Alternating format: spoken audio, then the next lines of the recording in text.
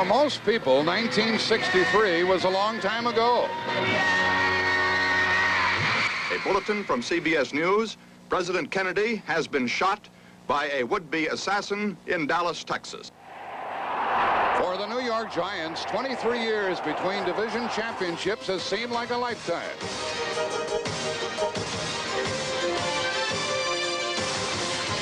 Somehow, the two teams do not seem to be that different.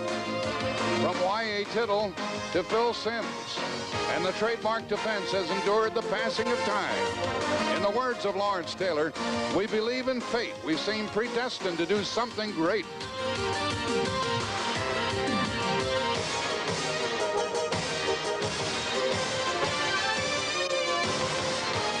There are sighs of relief in New York today. The Giants are once again champions and host the St. Louis Cardinals.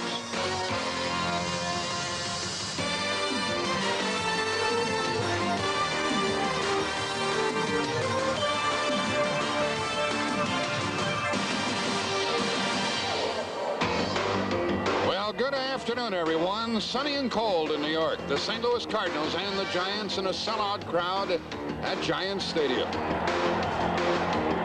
There are the standings, and there's no catching them now. The Redskins lost yesterday.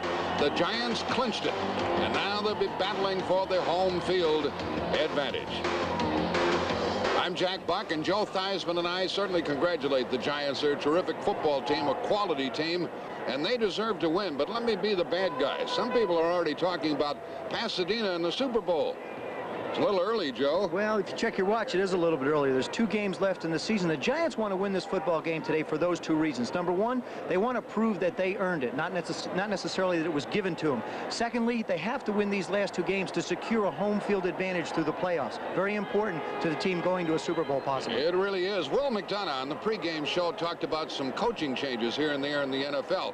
In St. Louis, though they've won only 3 games, they're happy with their coach. And these Cardinals can be very tough. They can be very tough, and they've come very close in the last few ball games. They gave Washington a real tough game. They played to a 10-10 tie last week against Philadelphia. They played these Giants very tough the last time out. They may be a down football team, but they're not out, and they're on their way to being a very good ball club. The Giants have won the toss. They'll receive. Temperature 27. It's a good thing the sun is shining. And we have a bit of a wind, and we'll talk about the effects of that wind here at Giants Stadium as Eric Schubert, the former Giant, kicks it off to McConkey or Solomon Miller. A line drive kick, and McConkey watches it go into the end zone. It wasn't touched. It'll come out to the 20-yard line, and we'll go from there. Phil Simms, the quarterback. They gave him a rousing ovation when he came in today onto the field. They used to boo the heck out of him. They give him another hand now as he starts his offense. Here's the defense he'll be up against.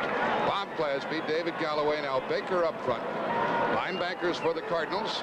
Freddie Jonan and Charlie Baker on the outside. And E.J. Jr. and Nico Noga inside. Lionel Washington is starting at left corner. And Cedric Mack on the other. Along with Leonard Smith and Lonnie Young. And Carthon goes in motion.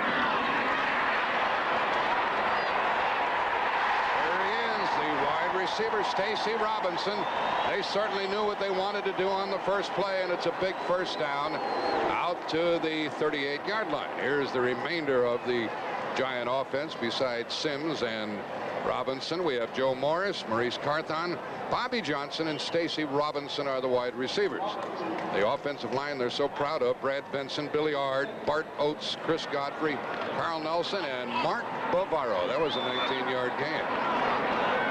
McConkey is in on first down from the 39. Morris running left. And a big gain. I said these Cardinals, the ball came loose.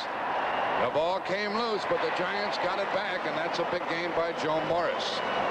What are they going to try to do against the Cardinals, Joe? Well, I think the Giants want to try and establish their running game. Their passing game has carried them to their last 2 victories, but they feel like with the weather the way it is, the type of stadium and the area they play in here in New York, they want to be able to establish that running game, knowing that the weather may not favor the passing game as the season progresses on into the playoffs. The ball is out to the 44, and it is second down and 4.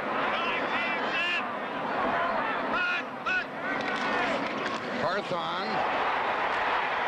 And he plows out to midfield for a first down. A tackle made by Lonnie Young. And what do the Cardinals have to do to stop this New York running game? Well, I think the Cardinals are going to have to commit their linebackers to try and blitz. You know, you blitz for two reasons: to put pressure on the quarterback and to stop the running game. It's going to be important that their corners play well and their linebackers get up to stop the running game. I don't believe they can do it with the front three they have. 2 first downs for the Giants, and McConkey is back in there. First down pass. There he is. Morris dropped it. Morris dropped it at 2nd and 10, and the crowd groaned. Well, that's the type of a pass that a quarterback wants to just take and hand to the receiver. Joe Morris is wide open. You'll see him going down the left side of your screen, right there in the corner. He'll start down the field. Now the safety bites over. Sims just tries to give it to him. Just lay it where he can get to it and let him a little bit too far inside. There we saw one of the weaknesses of the Cardinals. Their linebackers do not drop back well into pass coverage. No, they're more run-type linebackers than they are pass-type cover people. So, yeah, it does present a problem. 2nd down and 10.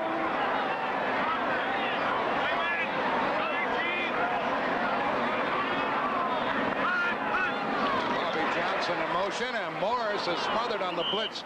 That's what you talked about, Joe, blitzing to stop the run. Well, they're going to have to. I just don't feel like that the 3 people up front with Galloway, Baker, and Clasby, that they have the ability to go in and just stop the running game of the Giants. It's going to require Freddie Joe Nunn blitzing and Charles Baker from the outside. They'll have to try and funnel Morris back into the help that he has from the inside linebackers and the defensive linemen. So a drop pass, a loss of 5, and it's 3rd down and 16. Giants have completed 36% of their 3rd down plays. Dennis Thurman, Wayne Smith are in for the Cardinals defensively. 4-man rush. Staying in the pocket, it's incomplete. Very good coverage by Lionel Washington. He got in front of Bobby Johnson, and it's time for the Giants to punt. The number 1 punter in the NFC and the number 2 kicker in the National Football League is Sean Lendetta. And he is kicking with the wind here in the first quarter. And there's a rookie back here for the Cardinals inside the 15, by Sikahema, who might make the Pro Bowl.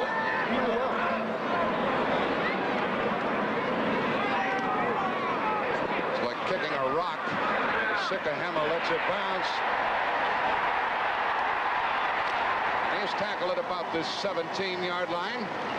And we have played 2.5 minutes. The tackle downfield was made by Robbie Jones. The defensive line of the Giants, a 3-man front: George Martin, the rookie Eric Howard, and Leonard Marshall. And the terrific linebackers, Carl Banks, Gary Reasons, Harry Carson, and Lawrence Taylor. We have a change at the left corner with Elvis Patterson regaining his old spot. Perry Williams on the other corner. And Kenny Hill and Herb Welch are the safety men, with Terry Kennard out of the lineup. And there is number 56, and there is Neil Lomax, and he is running against a very, very tough defense, particularly on the ground, from their own 17 for the Cardinals. Mitchell is in the lineup along with Earl Farrell, and Marsh is on a wing. He's the tight end, and he's in motion. And a toss to Farrell. He was shut down by the Eagles last week and taken down by Lawrence Taylor. You'll see with all the movement in the pre-lineup for the Cardinals, what they want to do is, you see the tight end Marsh going in motion. They don't want Lawrence Taylor on the weak side. They feel like the best way to attack the Giant defense is to put somebody on Lawrence Taylor and not let him run around and catch people, but to go right at him, because they just feel like if there's any weakness in him, that might be it. So look for them to run outside behind the tight end's blocks. Pick of a 4. Pepper Johnson is in at the linebacker spot for the Giants.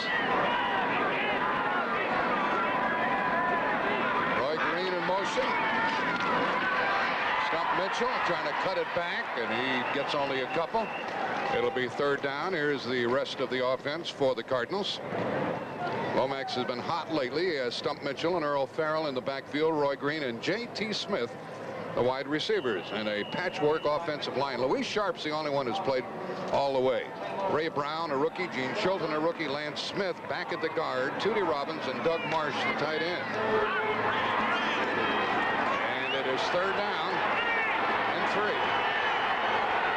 played almost 4 minutes.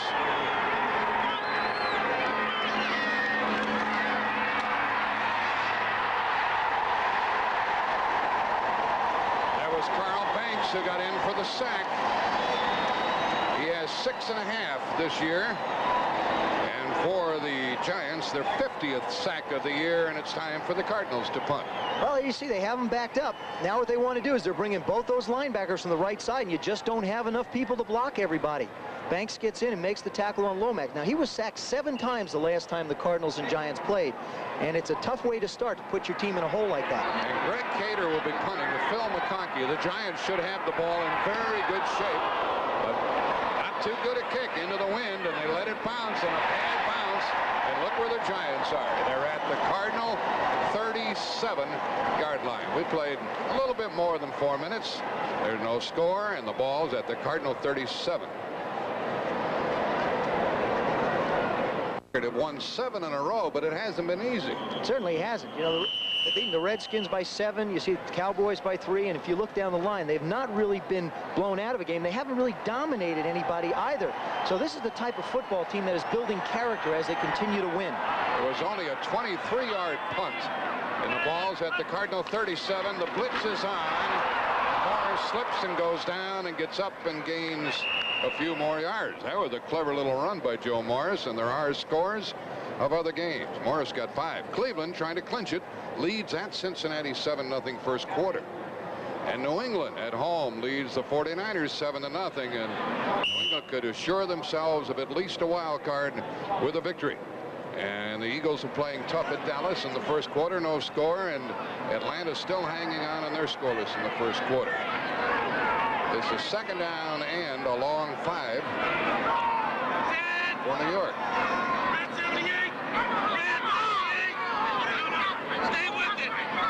That noise out there, isn't it? He just did beat the 30-second clock. And it's batted down by Al Baker, and it's incomplete. That time the St. Louis Cardinals started to blitz. You heard Phil Simms say red 78, which was an audible. Then he changed it back and he said, no, stay with it. It was that movement in the secondary by the entire Cardinal defense. There you see him. Now he'll go back. They've run everybody down the field in straight lines. Morris outside, McConkey down the middle. He just doesn't know where to go with the football. Excellent play by Al Baker to take away Carthon on the dump-out pass. So it's still a long 5, and it's 3rd down. Dennis Thurman and Wayne Smith check in for the Cardinals, who are without Carl Carter today in their defensive backfield. The blitz is on, a full-fledged blitz, and they nail it. Racing up with Lonnie Young, the safety man, number 43. And one thing I admire about the Cardinals, Joe, and they blitz a lot, they go for the tackle. They don't try to knock anybody's head off. They go for the hit. You're right. They're smart blitzers. They don't want to go in and just take somebody and hurt them. They want to just take them down and make sure they stop the play. Right from the right of your screen, there you see Leonard Young just take off. Now he gets a hold of Simms. He's not going to let him escape and make a completion.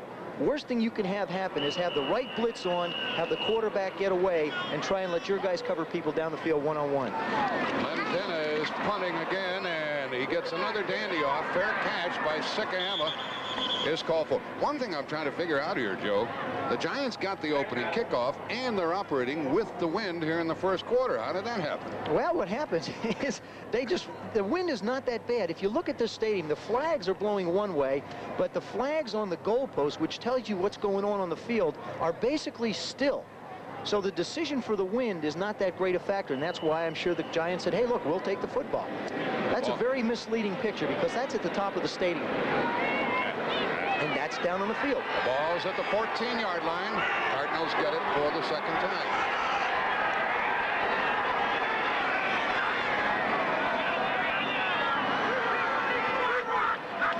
Roy Green went in motion. A toss to Mitchell. He got a block by Farrell, and a big hit was made by Lawrence Taylor. A 2-yard gain. Man, that guy's unbelievable. Well, the thing is, you just cannot run away from Lawrence Taylor. I played in a ball game with him. I beat him on a bootleg.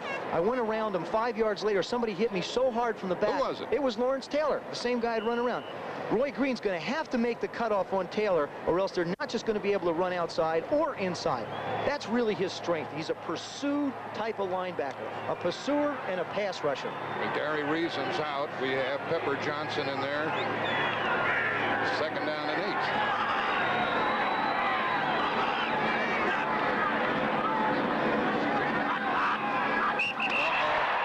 The left tackle, Louis Sharp, probably is the one who drew the flag. You know the way they line up, Joe? 57 offense. They call it against Sharp. Bob McElway's the referee. The way they line up, I don't know whether Lawrence Taylor's a linebacker or a defensive end. No, he's a linebacker. You can tell that because he wears number 56. Okay. That's the easiest way to tell. But he's treated like a defensive lineman. Of course, he's got 19.5 sacks. Marshall has 11. So between the two of them, you're looking at over 30 sacks just from that right side of the defense. Of course, Louis Sharp's going to try and get up and get a little bit of an advantage. Now we have Andy Hedden in there for the Giants defensively. 8:35 left in the first quarter. Second and long.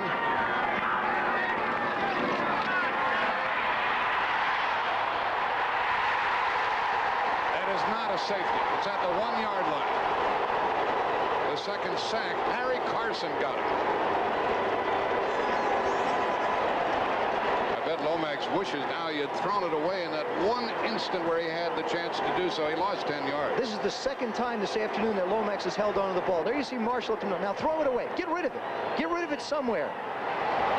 No matter how good the coverage is downfield, you see everybody's running. Marsh is being covered, Green's being covered. You still got to throw it in the direction of where your guy is and make sure you just don't take that big sack.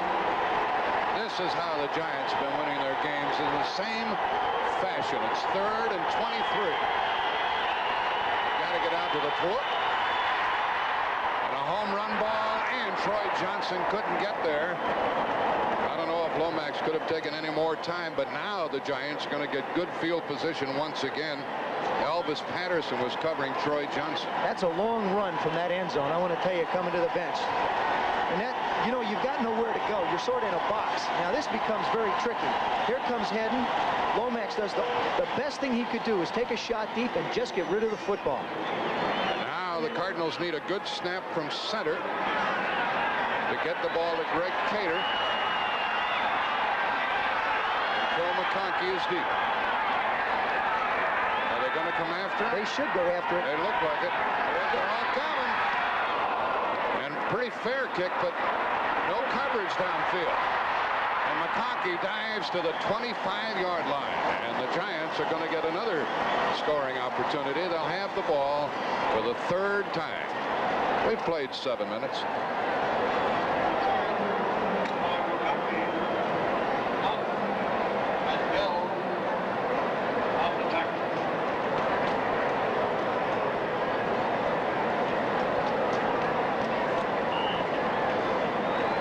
.51 remaining in the quarter. The Giants in possession for the 3rd time. And one of these times they're going to get something done.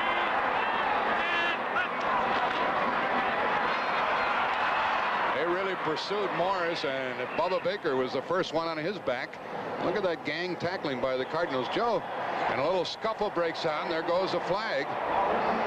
This is not going to be a passive engagement. No, it never has been a passive engagement. These two teams have built up sort of a dislike for one another as the season and as the games have gone on because the Cardinals have played the Giants so tough.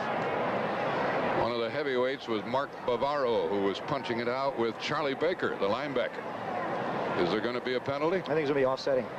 Necessary roughness, 89 offense, 52 defense, offsetting fouls, the down counts. Bavaro and Charlie Baker fought to a draw. And the down counts, and it's 2nd down and about 8. Since 1963, although the Giants have the overall edge, it has been dead even, and the Cardinals have hurt the Giants along the way, and vice versa. 2nd down, 9 yards. Blitz is on again. And the pass is caught, and the tackle is made immediately. With that blitzing on, Lonnie Young had one-on-one coverage on Mark Bavaro, and he didn't miss him, did he? No, and that time Phil Simms did the right thing. He read the blitz and got rid of the football to the man who's made 59 catches. That's his 60th catch this year. There you'll see the secondary. The linebackers come up the middle. And there goes Leonard Smith trying to fill the hole. That's just a nice throw. Phil Simms has really matured in the area of standing in and picking out blitzes. He defies people to come after him now. Bill Parcells talking about Lonnie Young, called him underrated yesterday. He's the Cardinal free safety. It's third down, a long 4. Galbraith is in the lineup. Tony's out on a wing, catches the ball.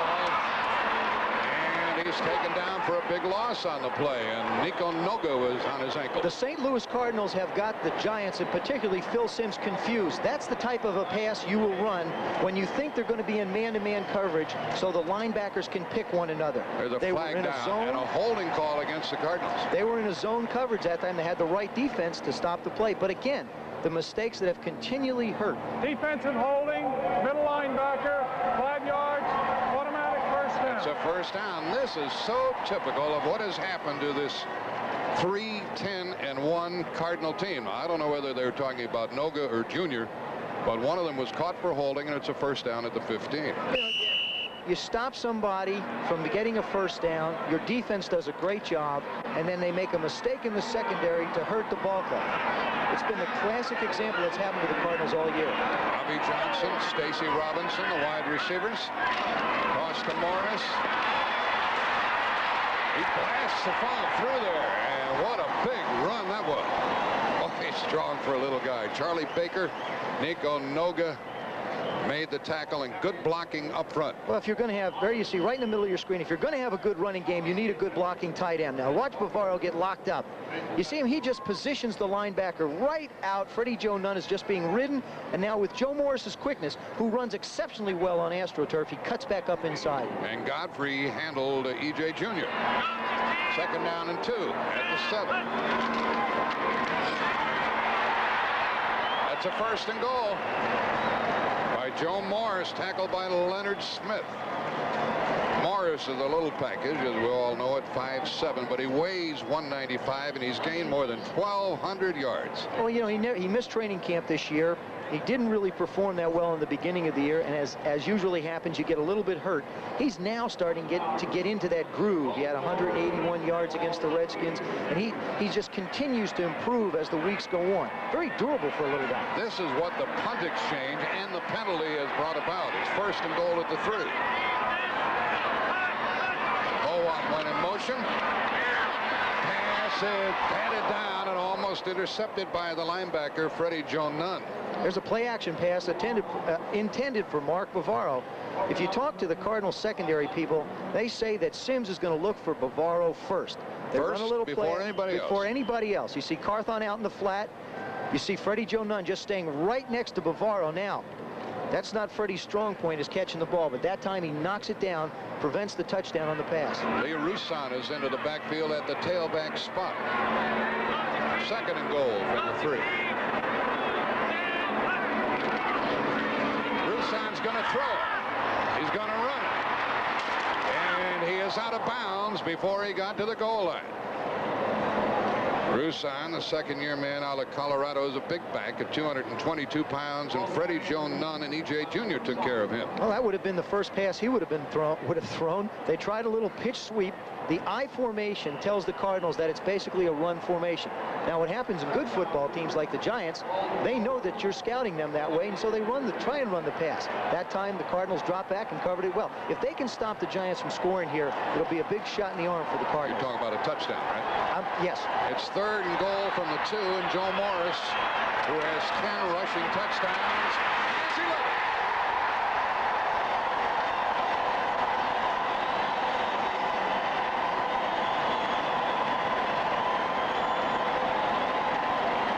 Brag about the offensive line of the Giants, and Chris Godfrey, the right guard, number 61, cleared the path. Joe Morris scores his 11th touchdown running this year, his 12th overall, has 1,222 yards had coming into this ball game, and is the man that the Giants will build their running attack on. Wasn't that penalty murder for the Cardinals? It's happened every time. You make a big mistake and somebody else capitalizes on it. It's like missing an extra point. Raul Alegre is perfect on extra points this year. They stopped the play. 4:39 left in the first quarter.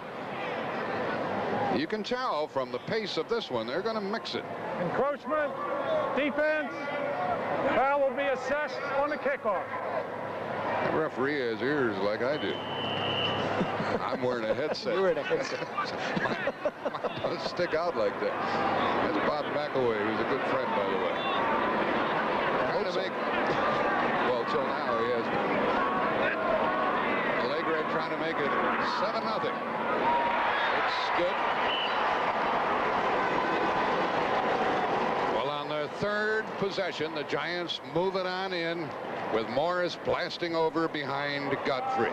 There you see Godfrey kick out E.J. Jr.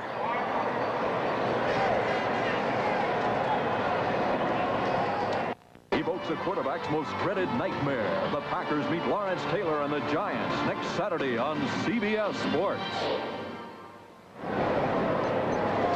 7 plays, 25 yards, helped out by a penalty. The Giants went in, kept the ball for 3 minutes and 12 seconds. Joe Morris, a 2-yard run. And the kickoff by Sean Lendetta, or excuse me, by Raul Allegre. And the deep men are by Sikahema and Eric Swanson. They're both good return men. Line drive kick. Pretty good bounce to Sikahema. He's out to the 25-yard line. December 15th, 1963. Let's look back as the Giants won the division. Yankee Stadium, Allie Sherman was the head coach, and Y.A. Tittle was the quarterback, and Del Schaffner got loose on this one.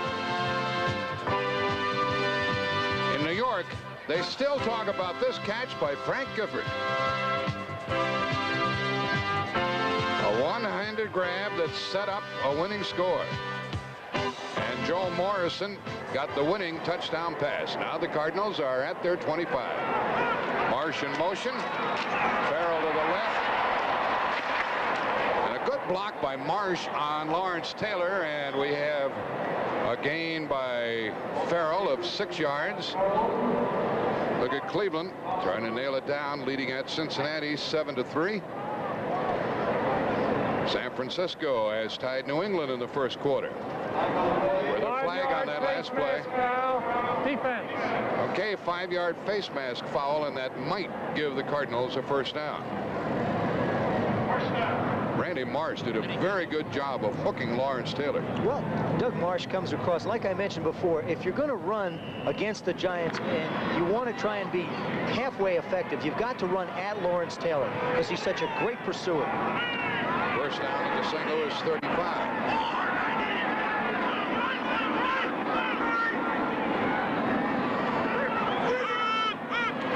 Green in motion, and a pass out here to J.T. Smith.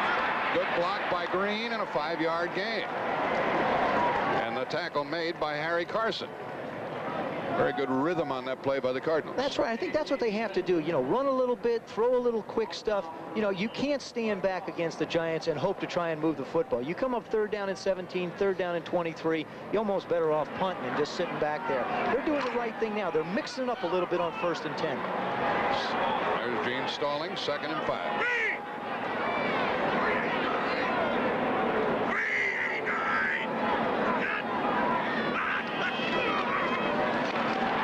To Mitchell. He only got a couple as he ran into Carson again. That's why they're so darn tough against the run. They've averaged giving up 77.2 rushing yards per game. Number 1 in the NFL. Nobody runs against the Giants, and that's Bill Parcells' philosophy. He said, I want to be able to run the football, and I don't want to allow people to run the football against us. That is the way we're going to build our football team. The Cardinal 42, 3rd and 3. 2:50 left in the first quarter. 7-0 Giants.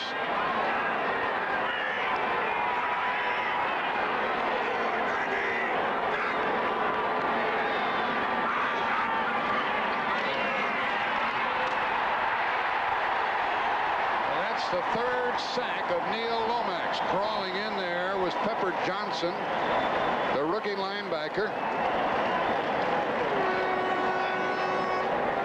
Right in the middle of your screen, you're going to see Pepper Johnson. He doesn't buy the fake to Farrell. He just runs right around Farrell. Nice move, goes down low on Lomax, and he's got to pull the ball down. to throw when they're hanging on your ankles like that. You can't step anywhere. Neal did the right thing. Again, it was a 3rd down sack, forced them to punt. Cater has punted for 23 yards and 29 yards. McConkey waiting. This is a little bit better.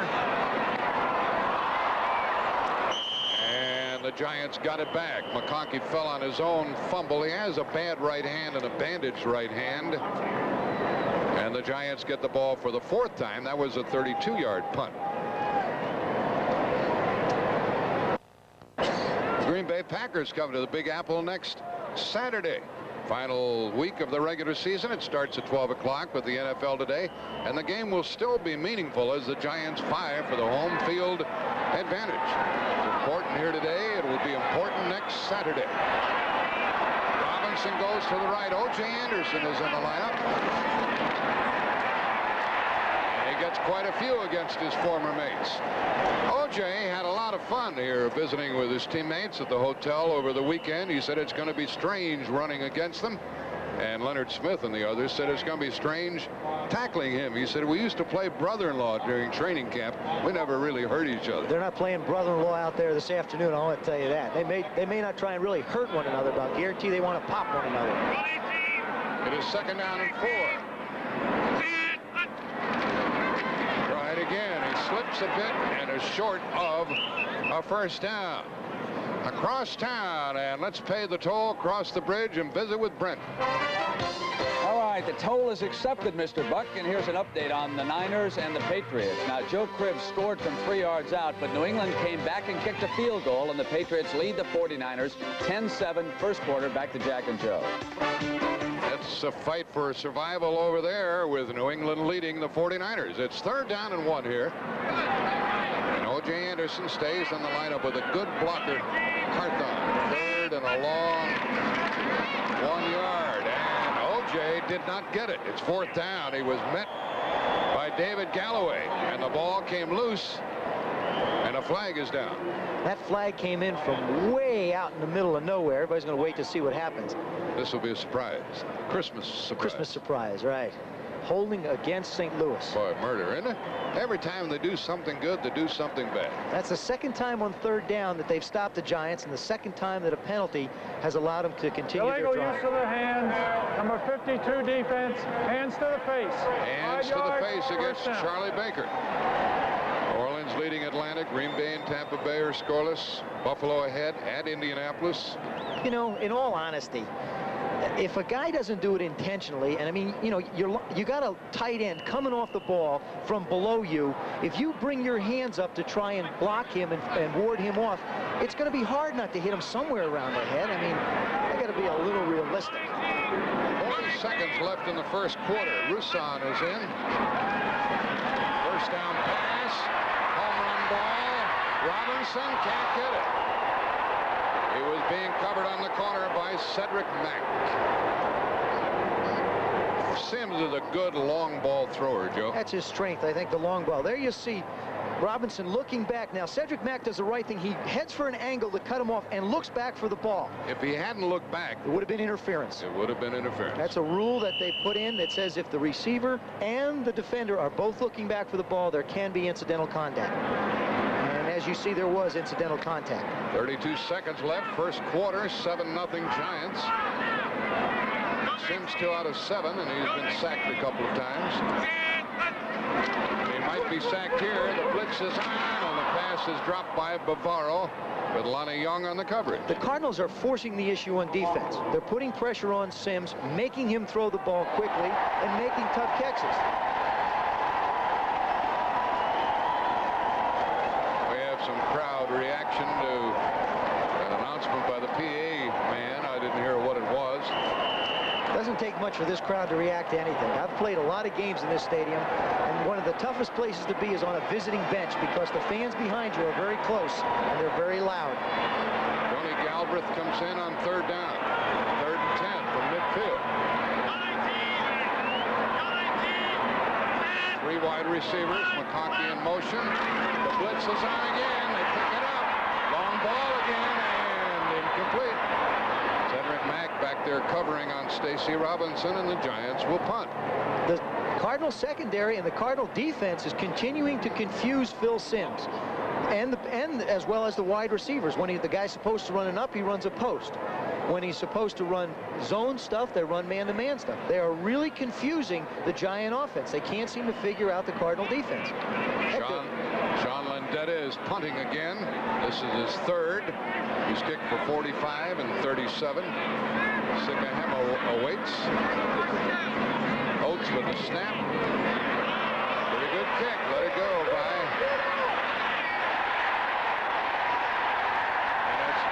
Inside the 5 by the Giants.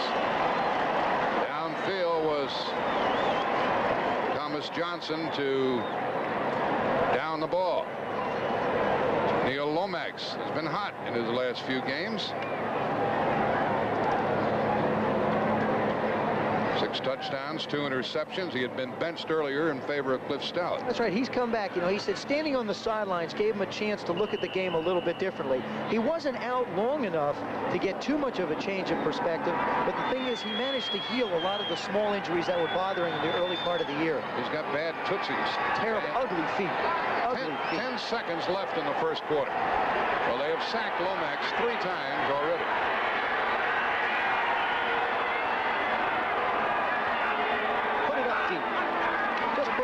That's the thing to do. Drops it off short to Farrell, who's a good pass receiver for a fullback, and that'll mark the end of the first quarter. And a flag is down back upfield. Holding St. Louis. Well, there they were. The Cardinals were going to go back. They kept both their backs in. They were going to try and go for one. That's the best place to do it. Holding number 58. There's a new kicker on the Cardinal team. Gene Stallings. Still first down. He is upset. It's been that kind of a year for Gene Stallings. I mean, it's driving him crazy. It really is. I mean, it's not the kind of thing you can coach either. What happens out in between those white lines is what's up to do with the players. The coach can only get them ready. Well, a holding call has the Cardinals back at their 2.5-yard line. When we start the second quarter, it's 7-0 Giants. Sports coverage of the National Football League is sponsored by Bud Light. Everything else is just a light. Subaru and the Subaru XT, the Sport Magazine Super Bowl MVP Award. And by Minolta, creator of the incredible Maxim Autofocus SLR system, only from the mind of Minolta. And a look at the big town, and we're at Giant Stadium. Capacity crowd, 76,000. Temperature is in the high 20s. Joe Morris with the only score of the game, 2 yards, and the Cardinals have been sacked 3 times, and they're -7 total offense. Joe Theismann alongside. I'm Jack Buck, and it's second down. It's first down, 12.5.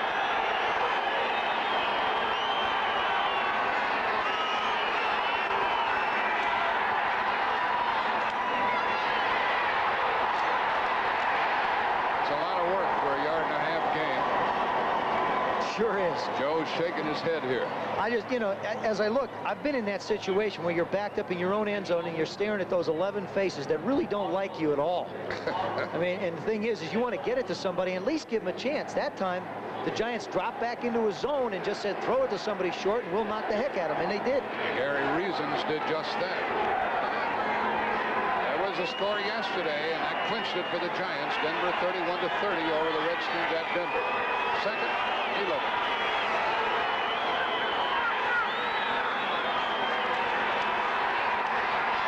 Drop it off short to Mitchell, and he did not get the first down. J.T. Smith was clearing out, and it is third down coming up, and Harry Carson made that tackle, and the Cardinals are being killed in the punting game and field position. You know, we've had our conversations with Gene Stallings the last couple weeks, not just in this ball game, and he talks about field possession being very important.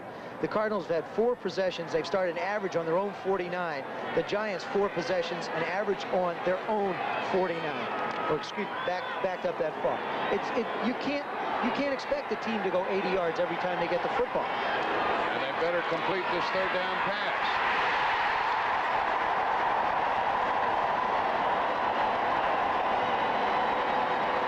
Pepper Johnson with the 4th sack of Lomax. you see Neil Lomax get up. It looks like he might have been dinged just a little bit. Pepper Johnson comes right up the middle. Ray Brown just doesn't block anybody.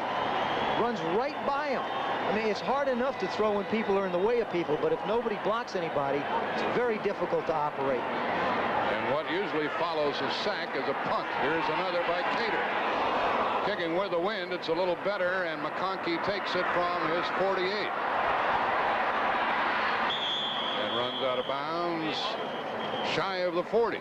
13:15 left in the half. 7-0 Giants. Across the way is Bill Parcells. His wife Judy have 3 kids. He tells me I'm a plain old New Jersey kid. He said I like to fish and hang around diners and rent a room in a boarding house. You know what he loves to go fish, though, Chip? Sharks. Yeah, he goes after mako. I mean, he's not just a guy who goes out and fishes for guppies or anything. The man goes out after big-time sharks. That tells you the nature of the man. And he's after the big-time Super Bowl. He said, I want to do it one time just to prove that I could do it. This is the first down at the Cardinal 41. Anderson is in there with Carthon.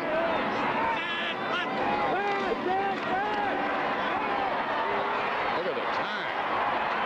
He overthrew everybody.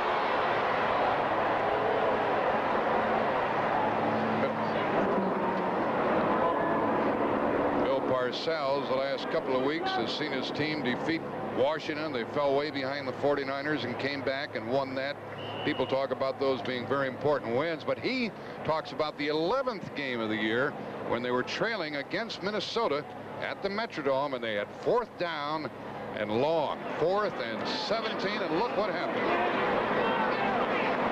This was at Minnesota earlier this year. Parcells says this was the most important play of the season. Now we're back to live action, and Carthon is tackled by Clasby, and he got some help, and it'll be 3rd down. You know, the St. Louis Cardinal defense has played very, very well this first half. The thing that they have done is they've kept the Giants out of the end zone on their previous 4 possessions. Joe, going back to that Minnesota game, it's tough to complete a pass on 4th and 17. Oh, it sure is. And when and that gave them the opportunity to go on and win that football game. The Giants are a team that has never quit, and what's scary is they're real young. All over, they're real young. They're down an 8 here. Tony Galbraith in the lineup. Keeping his hands warm in his jacket. Rolls to get away from the pressure, and incomplete. It went through the hands of Bobby Johnson, who, by the way, is from St. Louis. He went to Kansas. And it's 4th down, and this Cardinal defense is holding 4th unless the penalties get him again. That's right. That's the first time, I think, in the last 3 drives that a penalty hasn't helped the Giants get a first down. There you saw Lonnie Young walking over to congratulate Bobby Johnson for missing that one. Yeah, I really appreciate it. Thanks a lot. Once again, the Cardinals might be pinned back in their territory. Sikahema waiting for this punt from Ledbetter. No pressure. He just pushes the ball. Sikahema lets it go, and it's into the end zone. What a bad break for the Giant punter. And it bounced the other way, would have gone out on the 1-yard line. 12:10 left in the half. 7-0 Giants. Nice day in New York.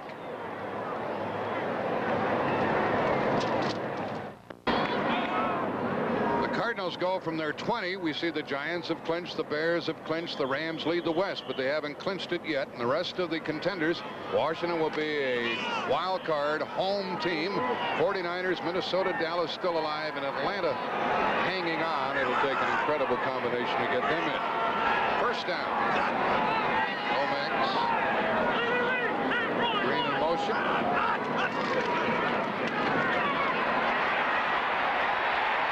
Hard to turn the corner and run against the Giants, and Perry Williams up from the corner ran him out. What is that motion doing to the Giants, if anything, Joe? Well, the motion's not doing anything to the Giants. What they're trying to do with the motion, either with Roy Green or with Doug Marsh, is put somebody in front of Lawrence Taylor so that he cannot pursue freely and run the ball carrier down from behind. Cardinal tight end Marsh, number 80, at whom you're looking, has caught only 21 passes this year. 3 in the last 6 football games. Look at Cleveland widening their lead 14-3, and New England hanging on by 3 in the second quarter. 2nd and 7 here.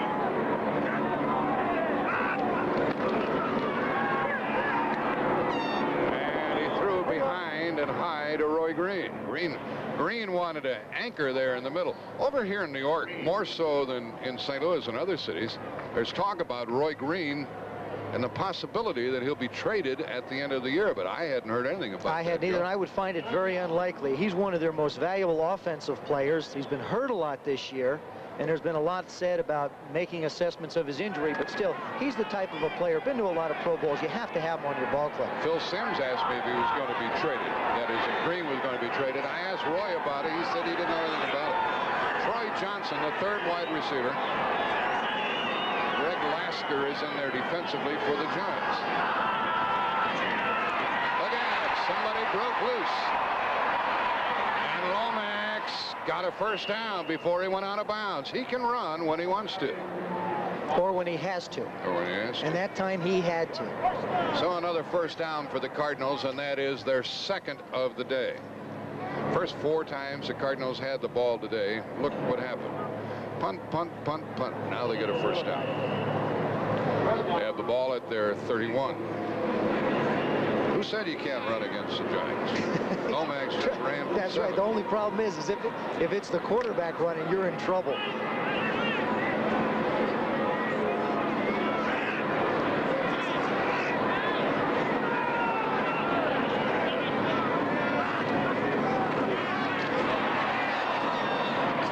Caught it and got a few, and a strong tackle was made by Elvis Patterson. Patterson has reclaimed the job on the corner, number 34. The rookie Mark Collins had been there. We have an injured player. That was a 6-yard gain. Patterson, who made the hit, is down, so we'll get Mark Collins, the rookie, back in there. Mark Collins playing with a bad hand. He broke a bunch of bones in his hand, and he's still got a cast on it, but you know, Parcells didn't necessarily want to play Collins, wants to give him a chance to another week of rest, heal a little bit. Here's something that happens to you. We'll watch the end of the play. You're in the playoffs, and in the Giants' case, they've clinched the division. And then you get players injured, and you wonder when you're going to get them back. Well, there you see Stump Mitchell straight arming him, and you see Patterson's head hit the ground. Now, it could be a matter of his fingers sort of getting right up underneath that face mask and going in. He jogged off the field, so hopefully it's nothing serious. And Collins comes in, even though he has a broken hand. Number 25, he's a rookie from Cal State Fullerton. And that was a 6-yard gain by Mitchell on the pass play. You know, as a quarterback, when you see a defensive secondary man come in, you want to try and work on it.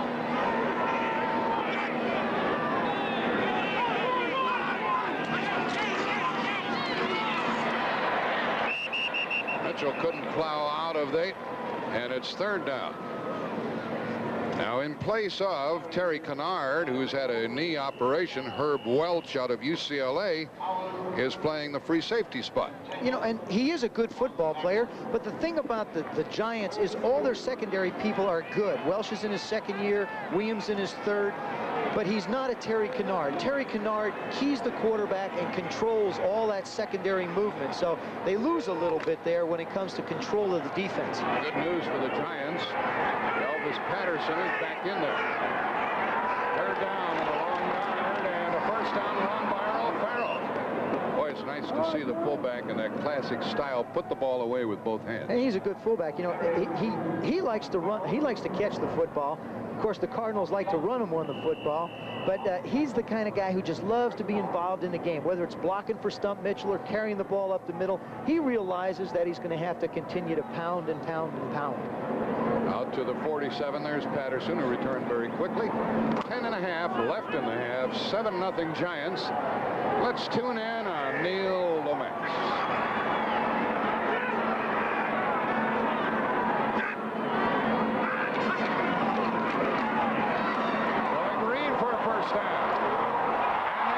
The ball, and the Cardinals have it for a further gain to the 32. Heads up play by J.T. Smith. He recovered the fumble by Roy Green.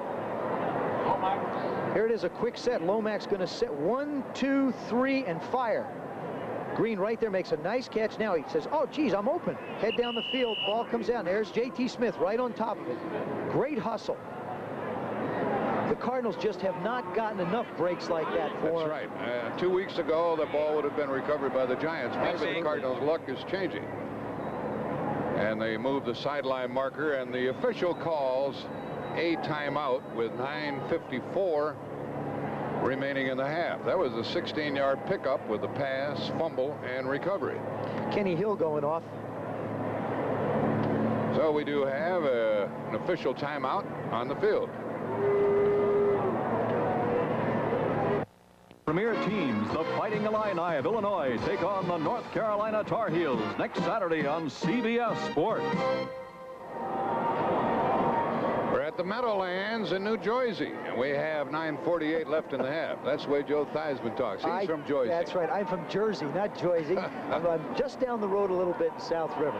There's another New Jerseyite, the head coach, Bill Parcells. I think I mentioned his wife's name is Judy. They have 3 daughters. He's happy about winning the division, but he's not happy about the way this game is going. First down for the Cardinals at the Giant 32.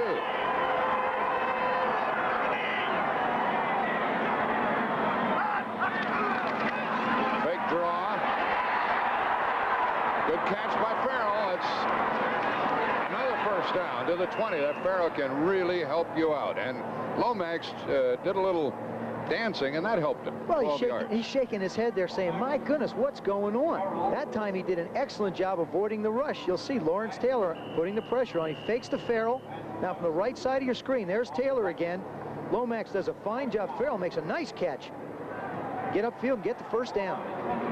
And on that play, Greg Lasker had been in there for Kenny Hill, and now Hill is back in there at the strong safety spot for New York.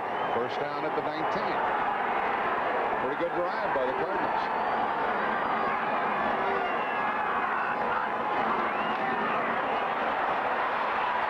Screen pass over the middle to Farrell. And he got about 4 or 5 yards on that one before Carl Banks tackled him. A 6-yard gain. Let's check some scores of other games. Dallas has to win to stay alive. McFadden 2 field goals for the Eagles. Green Bay and Tampa Bay slugging it out. No score. Cleveland trying to nail down their division, winning 14-3 at Cincinnati in the second quarter. And Buffalo ahead 7-0 at Indianapolis. New Orleans trying to eliminate Atlanta. Second down and 5. Mitchell. I was looking for a stump to cut it back a little more quickly. Elvis Patterson tackled him, and it'll be third down. He lost 3. Patterson can force the run on the corner. Right just down the bottom of your screen, you'll see the toss by Lomax outside to Mitchell. Now he comes up and forces everything back into him, stays on his feet, continues to hold that corner. You just can't let that running back circle the defense on you to try and get upfield. Did an excellent job making that play. Ball's at the New York 17. 3 wide receivers for the Cardinals. Troy Johnson to the right. Greg Lasker is the 5th defensive back. It's 3rd and 7. Airs it out, and Johnson is out of bounds. One thing Johnson did, he pushed off, and that allowed him to get loose, but he caught the ball and stepped out of bounds with Patterson covering. Incidental contact. He pushed off, Joe. Well, it's incidental contact. When both of them are going for the ball, that time he gets the 1 foot down and the other one just comes in out of bounds. You see right at the right of your screen. There you go. See that left foot's going to come down. Right. There's one in. Left's out. Got to have both of them in this game. Right's in and left is out. It is. Troy Johnson is somebody the Cardinals are very high on. He has the best speed of all their wide receivers. He's had 14 catches so far, and he's really developing. This will be Mike Ruther snapping, Austin holding, Kent Austin, and Eric Schubert, the former Giant kicker. He was a big hero here at one time, trying the field goal. Replay official, the incompletion is confirmed. Play stand. Incomplete, 4th down, and this is going to be a field goal try of 35 yards by Schubert. I talked to Schubert about coming back to Giant Stadium. He says, they booed me when I was a Giant. I would expect them to boo me when I'm a Cardinal. Well, he'd love to make him put the Cardinals on the board. He thumped it pretty well, and it is no good. No good. So now Schubert is 8 out of 14.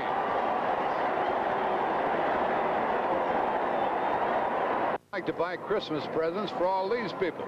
These are the kickers these two teams have had in the last 2 years. O'Donohue, Atkinson, Bojovic, Lee, and Schubert. Some of the names are repeats. Haji Sheik, Atkinson, Schubert, and Cooper, and Thomas. And now the Giants have solved their problem with Allegre. And they're at their 20. With Morris, Carthon. Uh-oh, is it going to go 80 yards? Cedric Mack could catch him. And he is taken down inside the 30.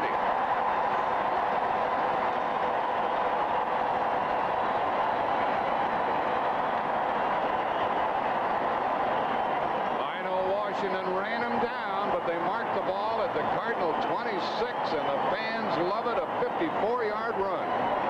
Well, there you see, it's the old Green Bay sweep, for lack of a better description. They string out that defense and let a little Joe Morris cut up inside. Talking to the Giant players the other day, they said he runs so much better on AstroTurf than he does on grass. Bobby Johnson, the wide receiver, made a good block for him. Down to the 26-yard line. Turning upfield is Roussan, and he goes 5 yards. And while we have an opportunity, how's that 49er game coming along, Brent Musburger? Well, Jack, the Niners have gone ahead. Roger Craig, who's having a big day, goes in. But the Niners botched up the snap on the extra point. It fails. They're up by 3. That'll come back to haunt them, won't it? Let's go back to Jack. Yeah, those missed kicks really hurt. You know, the Giants took over on the 20 after the miss by Schubert. Morris got the big run. Carthon spins and drives. First down to the 15, and the ball came loose. But it's whistled dead at the 15. We want to go back and have another look at that run of 54 by Joe Morris. There's Bart Oates right in the middle of your screen. Phil Simms going to take the snap. Now watch what he does to Galloway. Just takes him and buries him. Hard. And there goes Joe.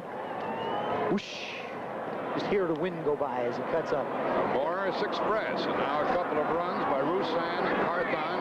They're down to the 16, first down. Morris again. And he ran into Nico Noga. And Noga finished him off, and they start punching there. There goes the flag. Big Al Baker is in it.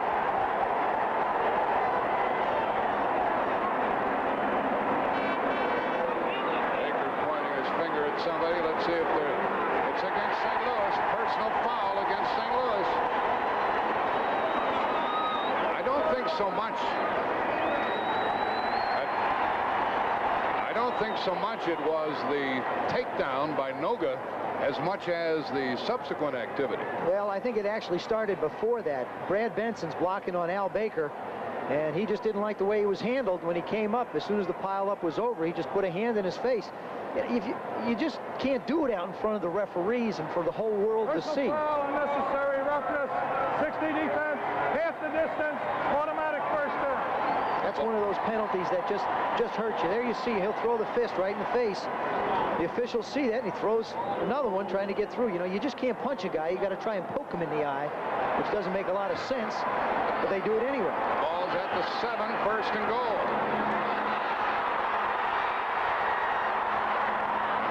Got about 4 before Lonnie Young came up and tackled him. 4:20 left in the half, clock running. Bill Parcells watching his team trying to go out in front 14-0. Maurice Carthon on that play cut down Leonard Smith, which allowed Joe Morris to turn the corner. Now this is the one thing the Cardinals did not want the Giants to do, and that's run outside. Ball is marked down at the 3-yard line. Comes off the field and the crowd booed him. That was the racket. 3:45 left in the half. Second and goal from the 3.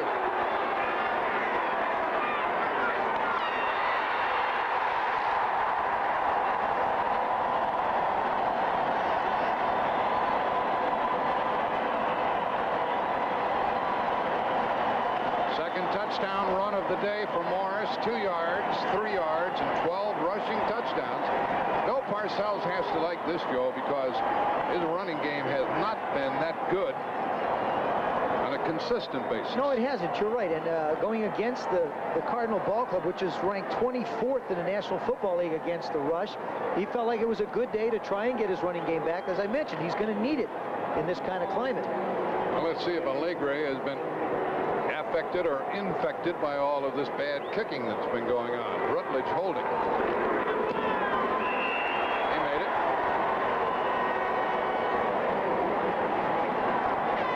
Well, Giants score in the first quarter. They have one here in the second quarter, 14-0.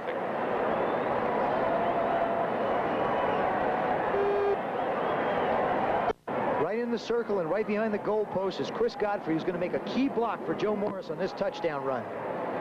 Right on E.J. Jr. Just kicks him out. Little Joe scoots in. We've talked about Godfrey frequently today. Last week it was Benson who was the big hero, and there's Godfrey. Here's the kick to Sikahema from the 7. He slips down at about the 21-yard line.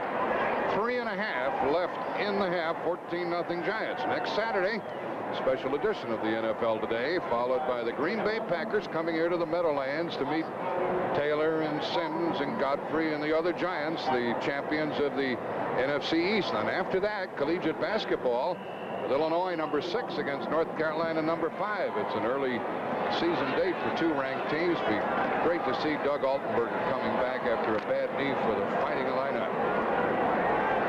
Ball is at the 21. High scoring drive, 6 plays, and they kept it for 3.5 minutes.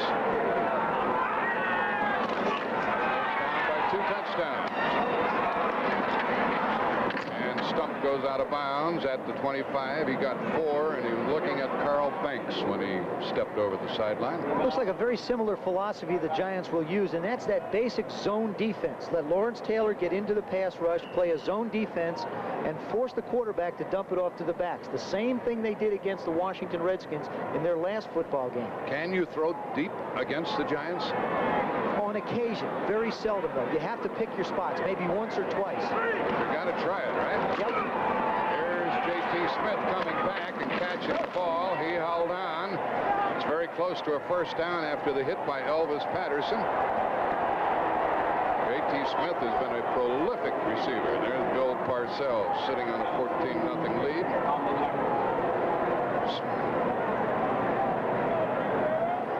Right in the middle, you'll see Herb Welsh is the safety man, the deepest of the deep. And he's just going to make sure that nobody gets behind him. You see him get back to the middle of the field, and you see all those linebackers down underneath. They say, look, go ahead, throw the 5, 6, 7-yard pass. That's the reason why you can't throw deep. Gene Stallings, his club hampered by penalties today. He's trailing 14-0. First down at the 31.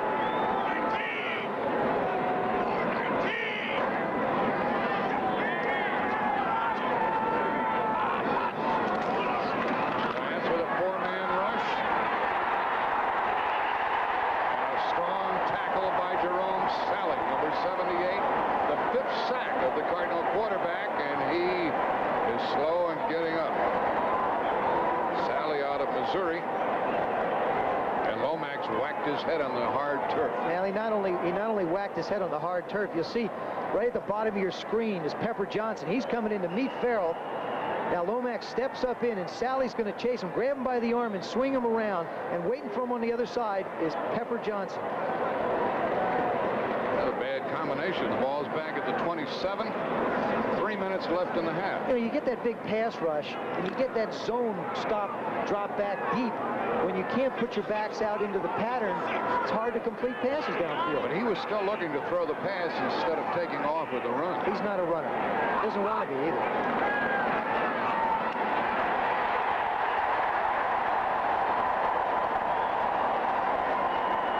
That time they brought more than 4, and Lawrence Taylor and Jerome Sally got in there. This is the problem that Neil Lomax faces. You'll see the ball is snapped. He's just got nowhere to go with the football. The Giants are playing man-to-man underneath with help backed up, and there's just nowhere to go. Everybody is covered. He has no time and no place to go with the football other than down and to eat it.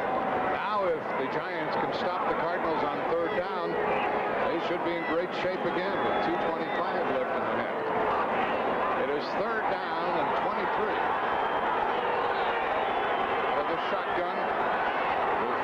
to the left. Green to the left.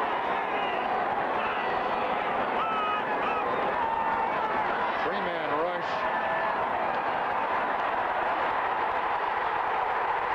And that's the 7th sack. Lawrence Taylor was way out of the play, came back and got it. You cannot bring any harm or accuse the offensive line of that one. They only had 2 defensive linemen.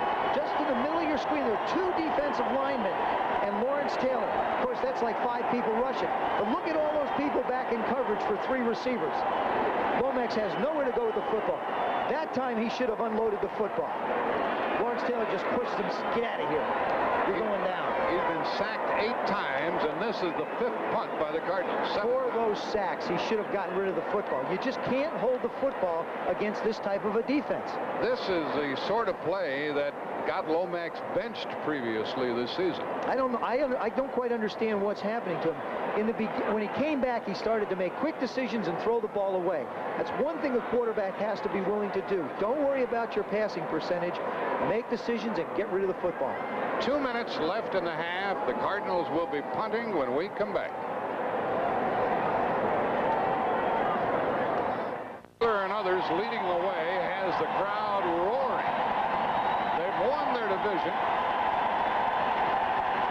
And they're winning here 14-0 with 2 minutes left in the half. And these fans just want to let off some steam.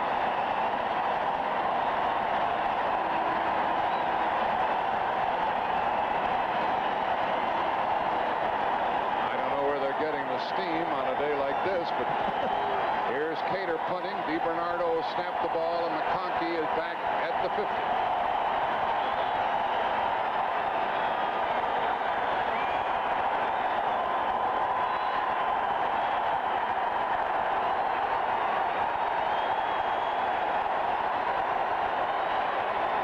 And all of this answers the question, why do you want the home field advantage? This is why. Correct.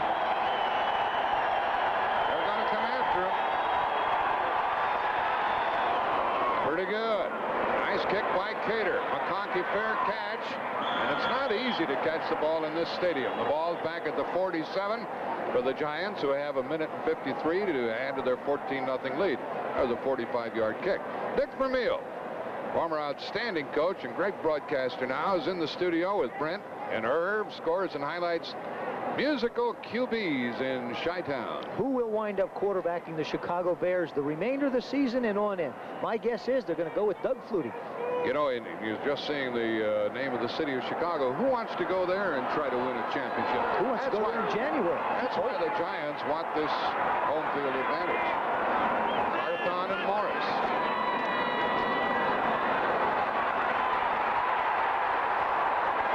He makes you miss, doesn't he?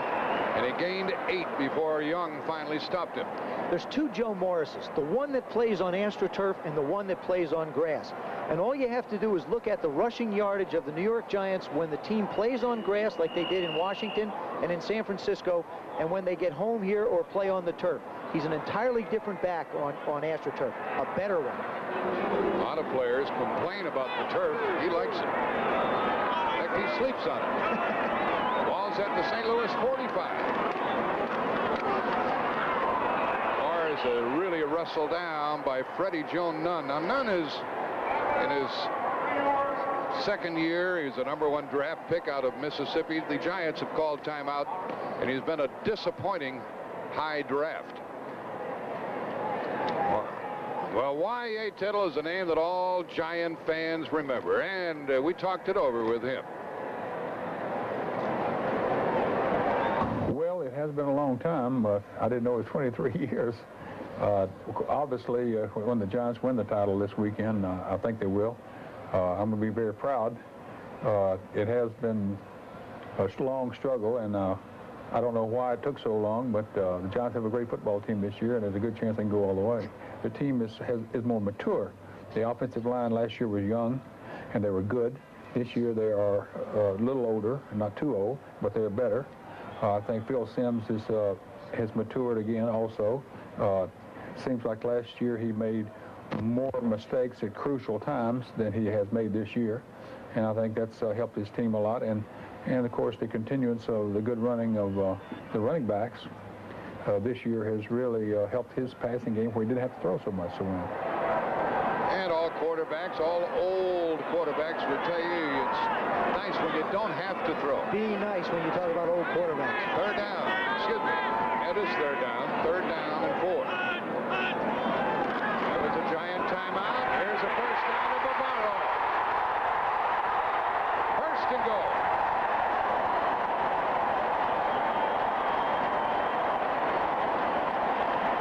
I kind of think Bavaro is going to spend a little time in Honolulu in January. He should.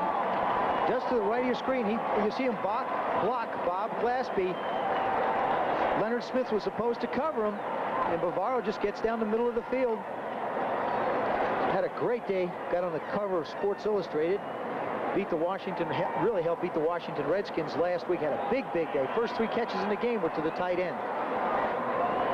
And he could go over 1,000 yards in receiving if Sims, at whom you're looking, can continue to get the ball to him.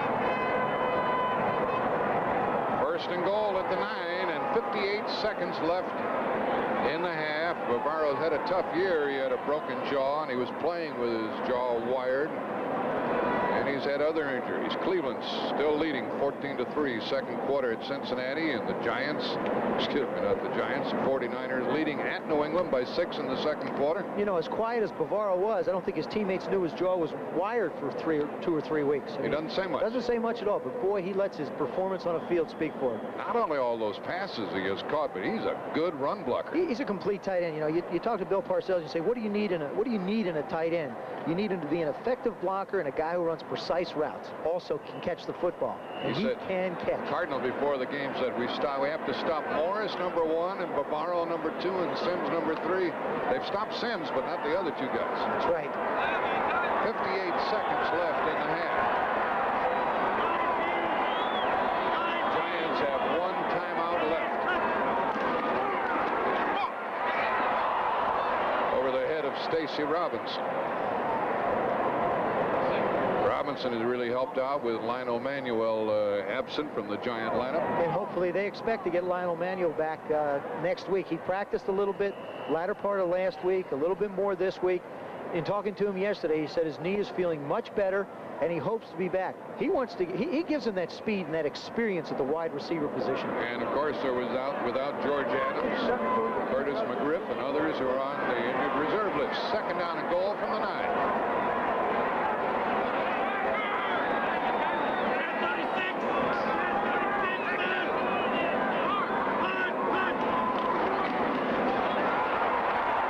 Slides down. Now the clock is going to run. They'll have ample time, but the Giants had better get with it because they have only 1 timeout remaining. They lead 14-0, and they are going to let the clock tick on down. Well, in this situation, you've almost got to call a pass and let the quarterback make the decision for you. Try and put the ball in the end zone for the touchdown. If not, you throw the incompletion and come in and kick the field goal. 2 running touchdowns by Joe Morris. Galbraith is in there now. 3rd and goal from the 9.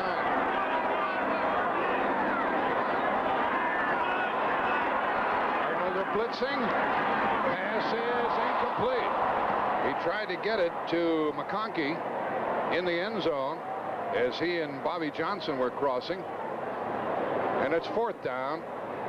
Bavaro was blocking on that play. We talked about Bavaro's ability to be a pass catcher, but watch this. He jumps on inside to pick up Lonnie Young. Doesn't really do a great job, but at least broke his stride so he couldn't have a clean run at Phil Sims. And the crossing pattern was missed. Now they have to try for the field goal. Allegre is 20 out of 28 and has solved the problem for the Giants in the kicking department. This year they've used Joe Cooper and Bob Thomas before Allegre got the call. Bart Oates is snapping. Rutledge is holding. At the 16, it's a 26-yard try. Good. It's 17-0, and a flag goes down. Offsides against the Cardinals, declined by the Giants. Field goals should stand. Our referee is Joe Theismann. Offside against the Cardinals, decline. The field goal stands, and it's 17-0 with 12 seconds left in the half.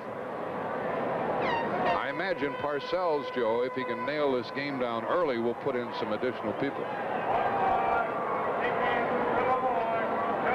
He might get some playing time, perhaps, to Rutledge, their backup quarterback. I don't think so. Maybe not? No, I don't think so. Coaches don't necessarily like to do that. They want to keep their #1 people out there as much as they can so that they can get comfortable. And Gene Stallings just is not happy. There's Rutledge on the sidelines. Stallings is hot. He's yelling at the officials again. He's been bending their ear most of the afternoon.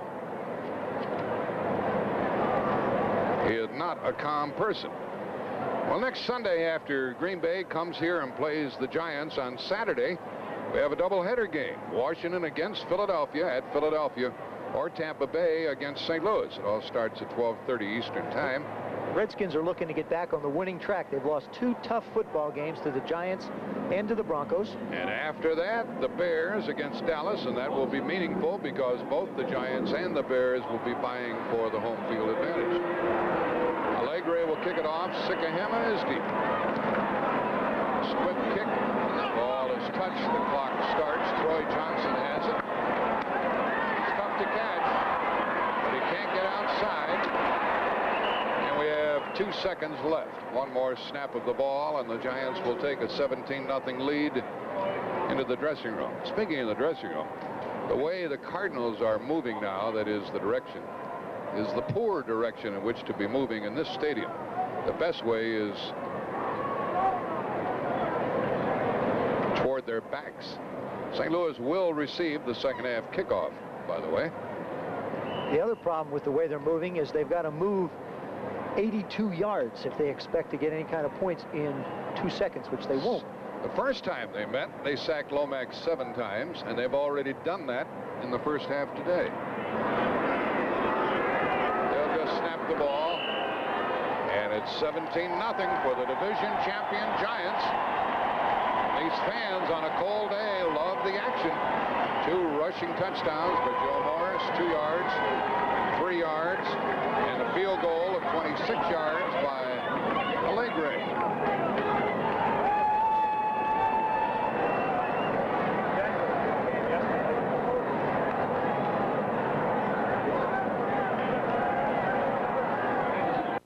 George Young has an enormous ego? Well, I think general managers tend to get too much credit when a guy does a great job, like Bill Parcells has. Oh, you know. I want the coach to get the credit. Coach of the year, Bill Parcells.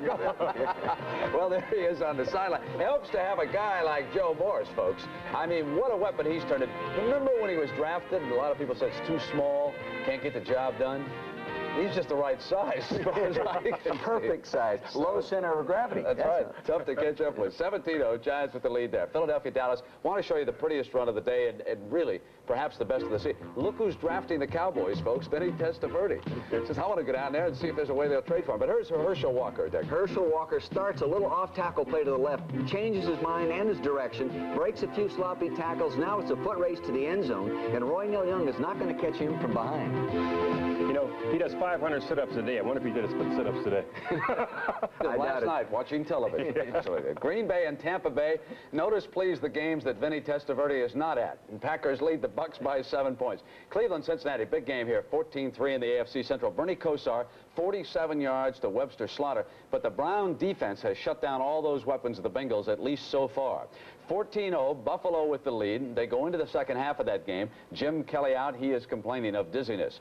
New Orleans over Atlanta, and it is 7-0. The Saints leading the fading Falcons there at the half of that game. Now, here's the other big one.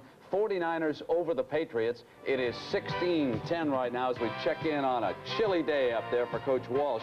And we can watch the Patriots off the play fake. Tony Eason to Greg Matty, 8-yard score. And Dick, they were ahead, and then Joe Cribbs and the Niners came back. Nice little off-tackle play here. Really well designed. Very seldom do you see a running back run in from inside the 5-yard line standing up, Brent. You know, a little bit later, it looked like an instant replay, these two plays. Yeah, well, Joe Montana, the quarterback sneak there from inside the 1, doesn't make it.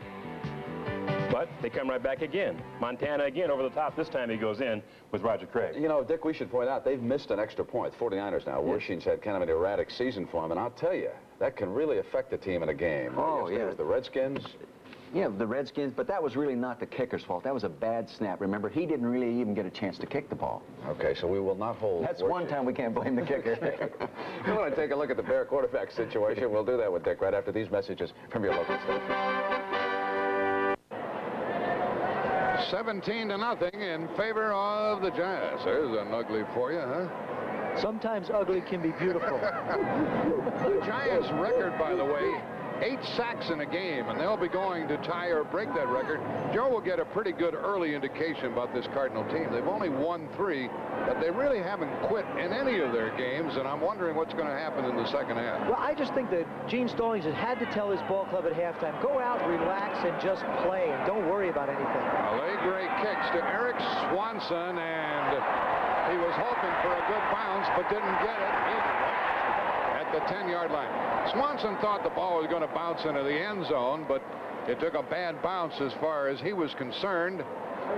And the ball is at the 10, and that's been a problem for the Cardinals, starting very much in their own territory. Well, what happens is you have to take a ball like that in the air. You just can't wait for it to bounce. I think he lost sight of where he was on the football field. You used to run back those I used kicks. to run back punts, not kickoffs. No, too many people get going too fast on kickoffs. You can really get banged that way. Punts, they don't get moving quite as fast. Well, talking about moving fast, this Giant defense has been really coming after Neil Lomax.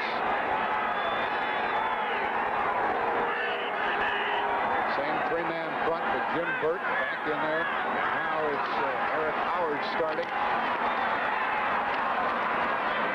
And Mitchell had to struggle to get about 3. Here's what happened in the first half statistically. Look at there. You talk about being pounded and overwhelmed. That's what happened. 3 yards passing. And Mitchell just got 3 yards on that run out to the 13.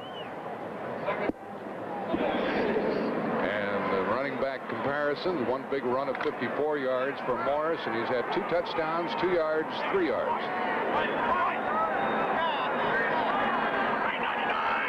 Second down, 7. Roy Green in motion. And it was Mitchell getting the first down. The ball was hanging precariously, but he latched on for a 10-yard run. I don't know how he finds this ball. You'll see him. They run the similar sweep that the Giants run and let Stump Mitchell cut up behind the block. There you go. And there's a, whoa, hold it. There it is. Well, it isn't that the Cardinals aren't getting the ball to bounce in their direction. They're just running into a real good defensive unit. Yeah, they've had a couple of good breaks today. One earlier on a Roy Green fumble that the Cardinals recovered. The Cardinals have to find places in this game where they can build on. This drive is one they can build on. Now they've gotten a first down. They've got to continue.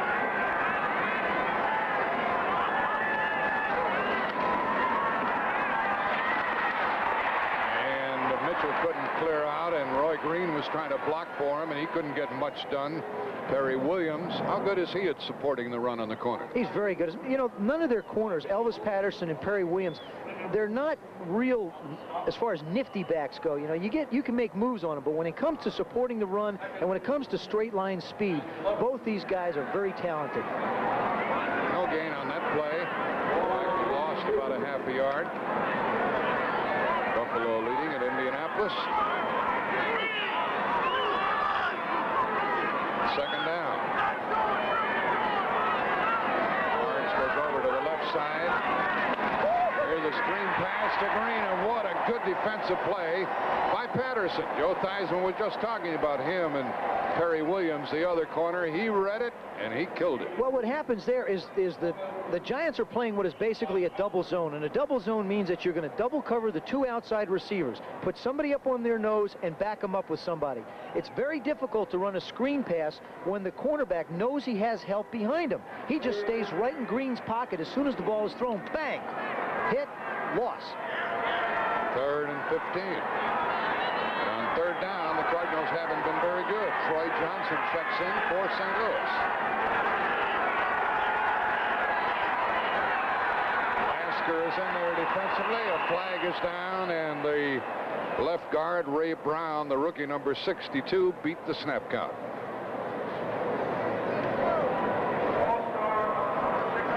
Offense. Still 3rd third down. You might wonder why the left guard is going to have that type of a movement. It's very simple. Number 56, instead of lining up on the outside of Marshall, Lawrence Taylor moves on the inside right over Ray Brown. Just his presence alone, just Lawrence Taylor's presence alone creates problems for offensive linemen. He just created a 3rd and 20. J.T. Smith and Roy Green to the left, Johnson to the right. Greg Lasker is the 5th back for the Giants. 4-man rush, and he threw it away. He threw it away under the blitz of Lawrence Taylor. You know, you really can't call it a blitz because he lined up as part of a 4-man front. He just upright and he takes off. No, he's not a blitz. There you see him moved inside, just to the right of your screen, number 56. Ray Brown tries to block him, and that wasn't much of a block. And, you know, it takes 3 people to block him anyway. They bring Marshall around inside, and Taylor makes the play. After he knocked Neal down, he picked him up, which is the least he could do. The 6th punt by Cater. He just got it away, and McConkey calls for a fair catch, and the Giants will go from their 43-yard line. That was only a 31-yard kick, and it was darn near blocked. Offensive line of the Giants is still intact. Brad Benson, Billy Ard, Bart Oates, Chris Godfrey, Carl Nelson. Last week, Benson, at whom you're looking, number 60, was the NFC Offensive Player of the Week, the first time they've ever selected an interior lineman. Now today, Chris Godfrey, number 61, has been all over the place with some great run blocking. First down at the Cardinal 43. Johnson in motion, and a reverse to Johnson. It's wide open, folks. Coming up very strongly and with a good tackle is Lonnie Young, number 43. What happened there, Joe Theismann? Well, first of all, see Phil Simms going to hand off. If you run the sweep to Joe Morris, he carries the ball most of the time. Look at the reaction of that St. Louis defense. You get him going in one direction. Now you come back with Bobby Johnson. Out here is Phil Simms going to lead. See, he's a quarterback. He's, wait, hold it. No, shucks. Gosh, he would have got the guy. You know, you turn around and you say, if you'd have just made that Simms one guy miss, one guy. Yeah, I bet. 2nd down, 3. Morris stayed tight with his blockers and came very close to a first down. That reverse served 2 purposes. Number 1, it let the Cardinals know that the Giants are willing to go back the other way, and they cannot continue to pursue as quickly towards Morris. Secondly, it makes them stay home so that the offensive lineman can block and take them head on. It's a first down at the Cardinal 33, and there you see the Cardinals have been buried most of the afternoon. Their own 15, and the Giants at their own 47. We played the first 5 minutes of this 3rd quarter. Gene Stallings with the baseball cap. McConkey and Robinson, the wide receivers. Robinson. At the last moment, it was touched a bit by Cedric Mack and dropped by Stacy Robinson. I think Mack got a hand on him. Well, if he didn't, he sure did distract him. Watch this offensive line block. Phil Simms not having a great day completion-wise. He's only completed 3, but you'll see no pressure. Now, everybody talks about why have the Cardinals not been able to get any interceptions? Simply because there's nobody putting any pressure on the quarterback. And if he's got time to throw, at least he's going to throw it away. There you saw a nice play by Cedric Mack. With a late rush out of the linebacker spot by Freddie Joe Nunn, but he didn't get near Simms, and it's 2nd and 10.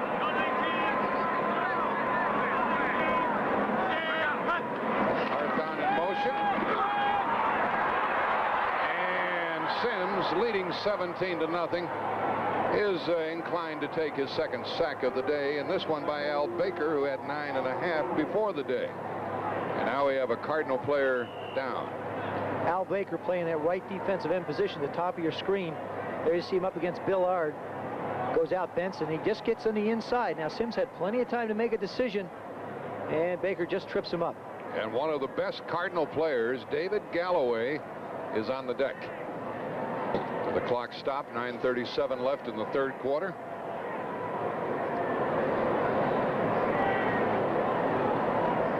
We haven't checked the AFC playoff picture. A big win by Denver yesterday, and they've clinched their division. Nobody else has clinched their division, but Cleveland's on their way today at Cincinnati, and New England's having a tussle with the 49ers. Those are the division leaders. Now, the others who could get into the playoffs, the Jets, even though they've lost 4 in a row and still have the best record of any of the other contenders. And then Cincinnati and the Raiders, Seattle and Kansas City. And a lot of those teams play later today, and so the playoff picture will become much clearer this evening. David Galloway is still down.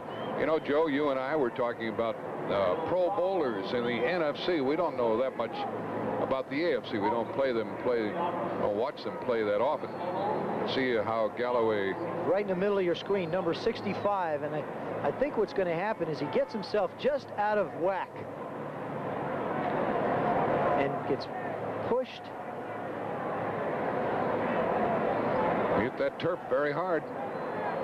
4-0 blowout. But now the Cowboys have a shot at revenge. Chicago collides with Dallas next Sunday on CBS Sports. David Galloway walked off cradling his left arm. We'll get a report. Mark Duda, who played at Maryland, is the new nose guard for the Cardinals. 3rd down and 19 for New York. Galbraith is in there. And a flag is down against the Giants. And the pass is no good. Out of bounds, and a penalty in addition. Bobby Johnson caught it, but flopped out of bounds before he could get his feet in. The receiver was illegally in motion. He started to move and then stopped, reset himself, and then continued to go. So it's almost like a double clutch. What should he have done? Should have just stopped. Illegal formation. Number 88 of the offense. Penalty is declined. 4th down. That's why the penalty is declined. It is 4th down. Bobby Johnson is the one who brought the flag. Well, what happened is he was lined up in the backfield. By taking that step forward, he turned himself into the tight end position, and the outside receiver had him covered, and you can't have that guy covered. This will be the 5th punt by Lendetta. And Sikahema waits at his 10. So even though the Cardinals trail 17-0, they've made the Giants punt 5 times. Whoa! There goes the flag. And there goes Sikahema down inside the 15.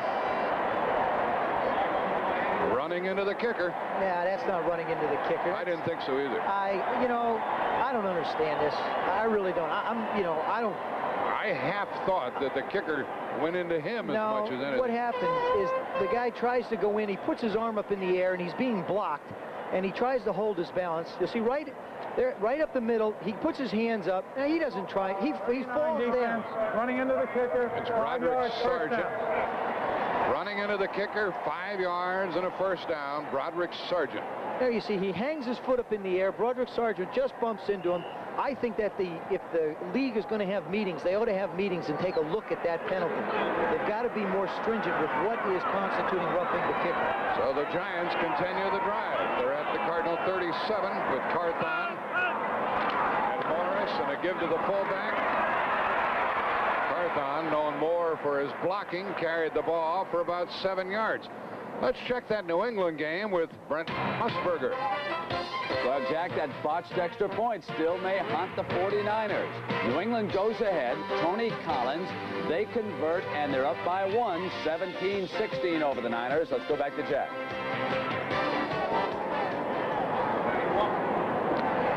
And here's our score, 17-0. 2nd down and 4. And Morris makes it 3rd and 1 with that run. Spun down by Leonard Smith. Let's check Cincinnati. How are they doing? Cleveland widening their lead, and a victory would clinch the division for Cleveland. And Dallas staying alive by a point in the 3rd quarter at home against Philadelphia, and Atlanta going down. If they lose, they are out, and Green Bay is ahead at Tampa Bay. I'm going to give myself a chance to get ahead here a little bit. Buffalo leads in Indianapolis, and as they measure, we see that David Galloway is back in the Cardinals. I have not been right all year. I think they made it. By golly, I got it. Morris runs for a 1st down to the Cardinal 26. We showed you that Indianapolis score, and they're trailing at home against Buffalo. And that's an important score because of the Testaverde sweepstakes with $1 million added. They have the worst record, and they might get the best quarterback in college football. First and 10. Bobby Johnson in motion. The blitz is on, and Carthon is taken down by numerous Cardinals, led by Anthony Bell. Now, Bell was the #1 pick this year out of Michigan State, and he didn't turn out too good. Well, yeah, I don't agree with you on that. It isn't a question of him not turning out too good. There's an awful lot to learn at the linebacker position. If you want to compare positions, the quarterback position on offense and the linebacker position on defense are two of the most difficult to learn. He's very gifted. He's very talented. He's playing on the outside left linebacker position behind Freddie Joe Nunn, and it's just going to take a little while for him to get more comfortable. Here is the second down and 10.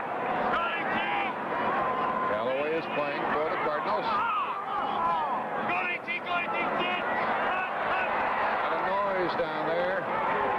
Three-man rush, sideline pattern, and what a magnificent, he's out of bounds, incomplete. Incomplete is the call. Lionel Washington thought he had an interception, but he put it away while out of bounds. And speaking of interceptions, the Cardinals this year have had only 8. That's exactly right. Lionel Washington had 2 of them. There's Sims again getting great protection. Now he tries to make the throw. Lionel Washington, what a great effort. It's a great effort. Now watch, the right foot just does, oh, he caught him. He tried to sneak it back in. Look at him go up in the air. Good job by the officials all day long here at Giants Stadium, East Rutherford, New Jersey. Sims is only 3 out of 17. And still his club leads 17-0. That's what happens when you play great defense. You just don't have to put the ball in the air. They wanted to work on their running game. I'm sure Sims wanted a few more passes completed as well. Third wide receiver is McConkey, and it's 3rd and 10. McConkey goes in motion.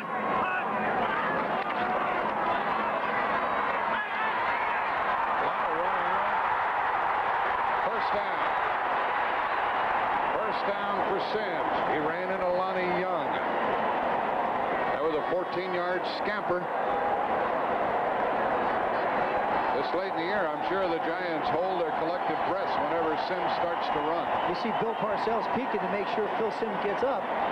It's not the nicest thing for a coach to see his quarterback take off. And Phil Sims was maligned a lot earlier in the year. They booed him. He got one of the loudest ovations during introduction here today. And he's starting to play the kind of football that the Giants are going to need from the quarterback position to propel him on into the playoffs. This is the second time today that a penalty has sustained a New York drive. And it's a first down at the Cardinal 12. Bobby Johnson is in there and to the left side. Stacy Robinson, run by Morris. Tried to slam it up the middle. He was slowed down and knocked down. E.J. Jr. was there, number 54.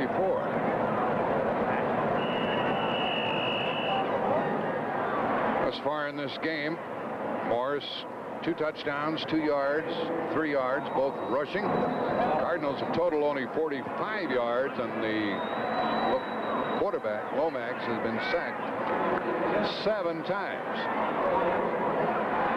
Only 1 less than the Giant record. 2nd and 10.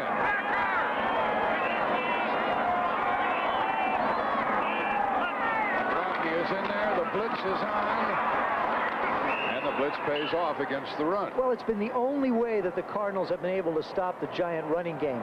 What it means is that if the Giants want to take advantage of this, Sims is going to have to start completing passes, and they're going to try and put the ball up in the air. They're not going to be able to run the ball effectively against linebackers that keep shooting inside. They fill those gaps, and it's 3rd down. Tony Galbraith checks in. Bill Parcells trying to add to his 17-0 lead. 3rd down. Bavaro is off on a wing.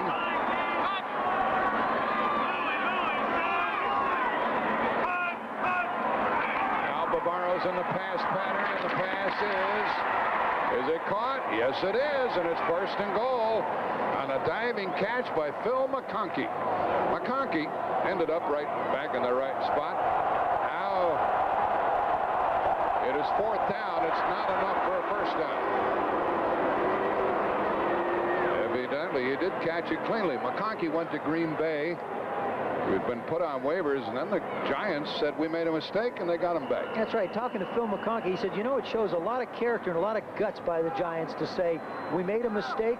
They not only wanted him back, they traded for him to get him back for that experience. Rutledge will hold at the 13. It's a 23-yard try by Allegre. He's 1 for 1 today. Oates will snap the ball. Will make it 20-0 if it goes through. That's good. 20-0 with 3.5 left in the third quarter. The nation's premier teams, the Fighting Illini of Illinois, take on the North Carolina Tar Heels next Saturday on CBS Sports. And before that basketball game, North Carolina and Illinois, it'll be a short work week for the Giants. They entertain Green Bay here next Saturday. Starts at 12 o'clock with the NFL Today, Eastern Time. Then the 12:30 kickoff here at Giants Stadium. Allegre booting the ball to the Cardinals. Sikahema and Swanson are deep. From the goal line, Swanson. He stumbles and goes down across the 20-yard line. Downfield covering was Lee Roussin. Playing on the home field has been a big advantage for all of those teams in the last 5 years, Joe. I've had the opportunity of playing 2 Super Bowls, and we did win the NFC division title and happened to play at home. And when you've got a stadium like the Redskins have in Washington or like the Giants have here in New Jersey, when you come out on the football field and you get those fans going behind you, the noise itself creates problems for the offensive team and gives you an advantage. And if the Giants and the Bears end up tied with their record, the Giants get the home field because of a better conference record. Here's a delay to Farrell. And a worthwhile run across the 25 before Andy Hedden brought him down, number 54. These Giants have some linebackers who are reserve linebackers who'd be starters on a lot of other teams. Talking about Andy Hedden, Byron Hunt, Pepper Johnson. They are stacked at that position. Talk about Byron Hunt. I have 2 false front teeth compliments of Byron Hunt. Oh, yes? He came on a free blitz back in 1982 and redid my 2 uppers. NFL insurance pay for that? Yeah. Good. 7-yard pickup by Farrell.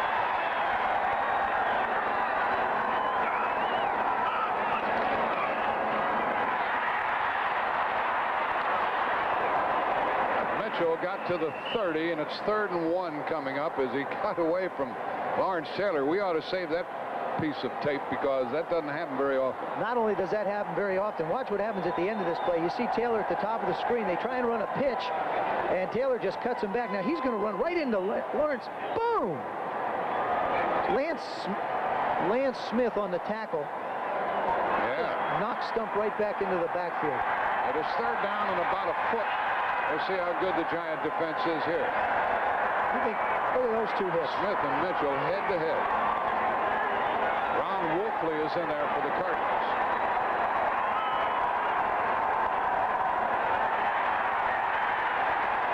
Wolfley off the bench, lost yards.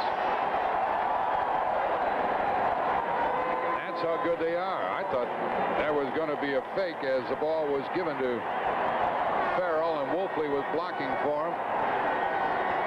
And they failed to make it, and it's 4th down. The Giants are just tough to run against.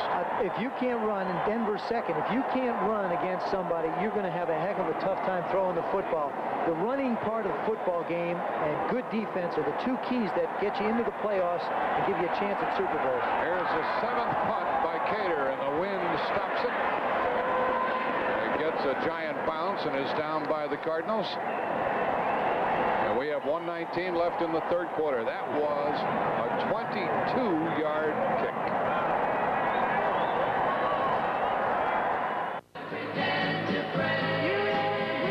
two NFL teams are going to boogie out to Pasadena in the Rose Bowl for the January 25th game. And these Giants, of course, might very well be there. CBS is going to cover the playoffs, and also CBS has the Super Bowl this year. And so you'll hear Pat Summerall and John Madden and Herb Cross and the whole gang from out there. Brings back wonderful memories for me. That's the Super Bowl 17 that the Washington Redskins won. That's a lovely ring you're wearing. The ball is at the Giant 48. Carthon and Morris, they're playing everybody all the way. Morris has 2 touchdowns. And he got 5 or 6. He's not hurting his rushing average. Bob Clasby, an interesting kid, number 79, made that tackle. Clasby's father played at Harvard, and he was a captain of the Harvard football team. Clasby played at Notre Dame. He's not a premier defensive end, but he's a worker, a plugger. He is. He's one of those guys that just gives you a good day's work. I think there are certain areas that the Cardinals want to look to improve their football team, and in the defensive line is probably one of those areas. Lee Roussan is in there at the running back spot. Morris is out. 35 seconds left in the third quarter. Flags are down all over the place, and Roussan is down without getting a first down. While they sort this out, let's tell you that Joe Morris has gone over the 100 mark. He's hiding there. He's hard to find sometimes. 19 carries, 105 yards, 2 touchdowns. Another big day for the little guy. You know, he looks a little out there in the football field. You sit and talk to him, you know, he's not that small. Yeah, everybody talks about little guys. I was considered a little guy. He's a little guy. You know, it's like he's not a little guy. Illegal motion, number 22 offense, 2 men moving. 2 men moving. Still second down. Just smaller targets to hit, that's all. That's right. You know, in baseball, they talk about little Pete Rose. He weighs about 200 pounds. In football, they call Joe Morris little because he's 195 pounds. Ball's at midfield. Well, Indianapolis has changed their score against Buffalo. They have the worst record in football, and they'd have the rights to Testaverde, but now they're tied with Buffalo at 14-all. This is second down and 8. Nice play by the linebacker on Bavaro. That was Freddie Joe Nunn staying with the tight end. This guy's had a tough season, his second year in the NFL, but he's still learning. He's a lot like Anthony Bell, and if those 2 linebackers can progress, it would make the Cardinals better. That play takes us to 11 seconds left in the third quarter, and it's 3rd and 8 coming up. Freddie Joe Nunn's played a lot better the last few weeks. He's been involved more in the pass rush. He's become a better run type of a defender, and now you see the type of pass cover man he is. Duda checks in for the Cardinals. Thurman. And a comebacker, and that is caught for a first down by Bobby Johnson. That's a first down at the Cardinal 35, and there's no protest from the Cardinal sideline. Marks the end of the quarter. The end of the third quarter, the score 20-0 Giants. A word from your local station. And we are across the Hudson here at the Meadowlands in New Jersey. The Giants have scored in each quarter, and they lead 20-0 with 15 minutes remaining to play. They're at the Cardinal 35 with a first down. They have Carthon and Joe Morris still in there.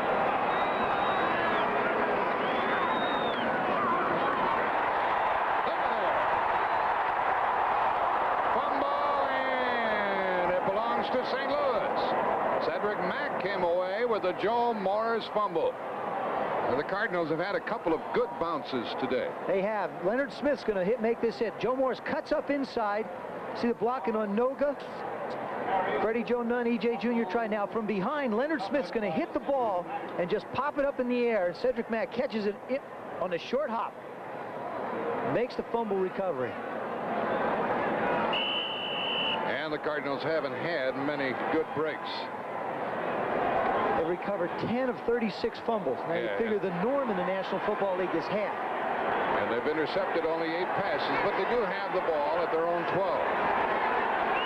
Mitchell and Farrell. So a first down pass inside to J.T. Smith and a first down catch. Now, the game is either going to go one way or the other. The Giants are going to pile up more than 20 points, or the Cardinals are going to open up here, are going to make a run at them. Now, Cleveland is going to win, apparently, their division, the Central of the AFC. And all of these other teams, Kansas City, the Raiders, and Seattle, and the Miami team, are hoping that Cleveland wins that game. Here's a pass to Marsh underneath, and that's a first down. Because you see, Cleveland had the best record going in of those two. So that's going to hurt Cincinnati if they do lose. And Green Bay coming here next Saturday is ahead of Tampa Bay. You see the Pack next Saturday on CBS. Buffalo and Indianapolis are tied in the fourth quarter.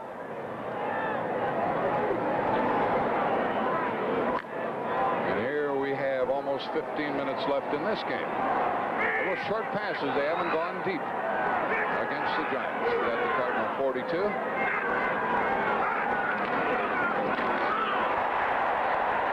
And a flag goes down. Farrell ran right into the arms of Eric Howard. And you know what Bill Parcells told us about him? He's only a rookie out of Washington State. He's going to be one of the best players in football. There's holding penalty against the Cardinals again. Absolutely. Bill Parcells feels like Eric Howard. Holding, number 58, offense. Penalty is declined. Second down.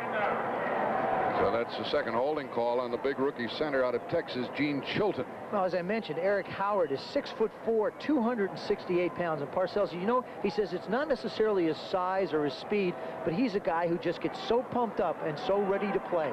And how about when you can't play Jim Burt at the nose and you get this kid available? And also Jerome Sally. So the Giants are not only good, they have depth in second and 12. Cardinal 40. Marsh in motion. To Mitchell, using those blockers nicely. Big run by Mitchell. Boy, can he use that blocking. He stayed right there very patiently and finally was hauled down by Kenny Hill. You know, we've talked a lot about Joe Morris and his ability to string out a sweep or string out a long play and then cut it up. It's a very similar play that the Giants run. There you see Marsh out in front on Banks. And you see him cut up inside. Stump Mitchell actually runs better to his left because he's got the bad right foot and he can't plant and cut upfield. He's had some of his biggest gains cutting back on the left side. Lawrence Taylor acts as though his right hand is bothering him a little bit. We'll keep an eye on him. At the Giant 37 now. Look out, Neil. That's the most the Giants have sacked a quarterback all year. That's the 8th time, and Eric Howard, about whom we were just talking, got that sack. Got rookie versus rookie, Howard on Chilton.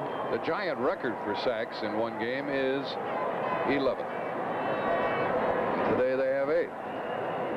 The only thing I can figure, if Lawrence is hurt a little bit, he might have gotten too close to some kryptonite, because that's the only way Superman can be nicked. I mean, somebody must have hung around there.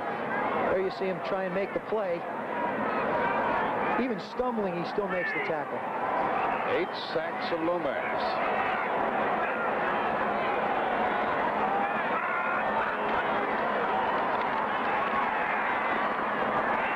Short pass out here to Farrell, and it was faded by the linebacker, Pepper Johnson, a rookie out of Ohio State. This looks like a track meet with Lawrence Taylor. Down the lower part of your screen, you want to see how quick Lawrence Taylor is and the problem he presents. He's way away from the play. Now, he starts in and drops back, and there Farrell makes the catch. You see the tackle being made, but right at the top of your screen, Lawrence Taylor, that's his foot coming in. That's how close he is. He's always there. 11:50 left in the game. He told me once, you know, Joe, you can run, but you can't hide from me out here. Troy Johnson is the third wide receiver for St. Louis on 3rd down and 16. And he coughed that one up in a hurry, and it went off the hands of J.T. Smith. I think the Cardinals would love to see the Giants blitz. That way they'd have at least a quick opportunity to get rid of the football. But they don't blitz that often. They don't have to blitz that often, simply because of one man, Lawrence Taylor. His ability to put pressure on a quarterback all by himself allows that whole defense to play zone. Standing ovation for the Giant defensive unit. And this is the 8th punt by Greg Cater. Phil McConkey is back there. Trying for the out of bounds. Good play by the Cardinals to cover it at about the 3. There are no flags, and we have 11:25 left in the game. Freddie Joe Nunn downfield to down the ball. Brother Jamie up at Michigan would be proud of his older brother Joe. 20 rushes, over 100 yards today, and look what that does for his career, Joe. That's right. He breaks his own club record. 13:45, 12 TDs. Of course, his touchdown performance was up last year quite a bit, but this year his rushing record is up. On the other hand, as Dallas hangs on to a 1-point lead over the Eagles, Sims is only 5 out of 20, starting from the 3-yard line.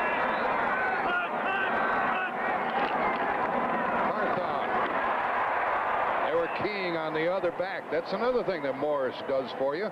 He opens the way for Carthon, and Lonnie Young had to come up to make the tackle. Well, that's why they ran the reverse earlier, because the defense reacts to where Joe Morris goes. Now you run the fullback up the middle, trying to pull the linebackers out. Look at there, the 49ers and a field goal by Wersching have gone back on top in their game at New England.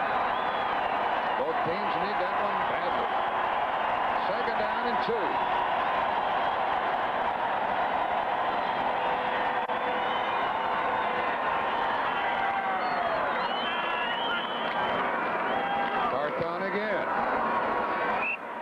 Cardinals wrapped him up very quickly. We'll check the forward progress. No, he made it. He did. Yeah, he made it.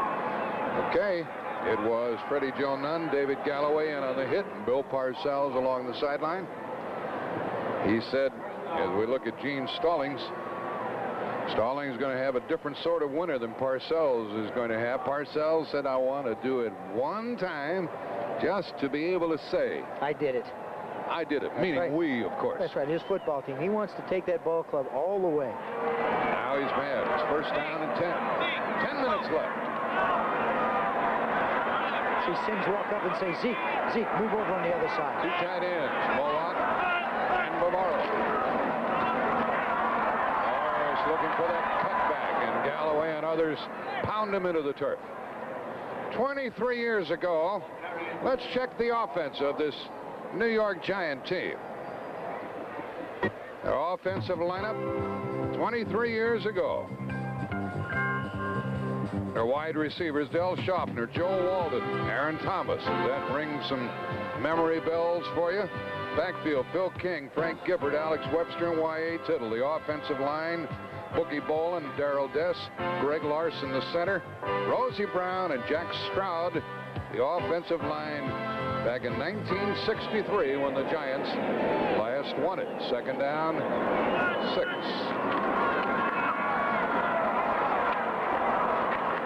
You know, it may sound funny to say the Cardinals are doing a pretty good job on defense. They trail 20-0. Morris has more than 100 yards, but they're still plugging away with Charlie Baker making that tackle. It's not funny at all. They've done a great job on defense today. They really have. There's just been no field position for their offense whatsoever. I mean, it started right from the opening gun. The Cardinal offense has been a problem. Their defense has played very, very well. Now, they've held Sims to only 5 completions, and Bavaro there on the sidelines, you see.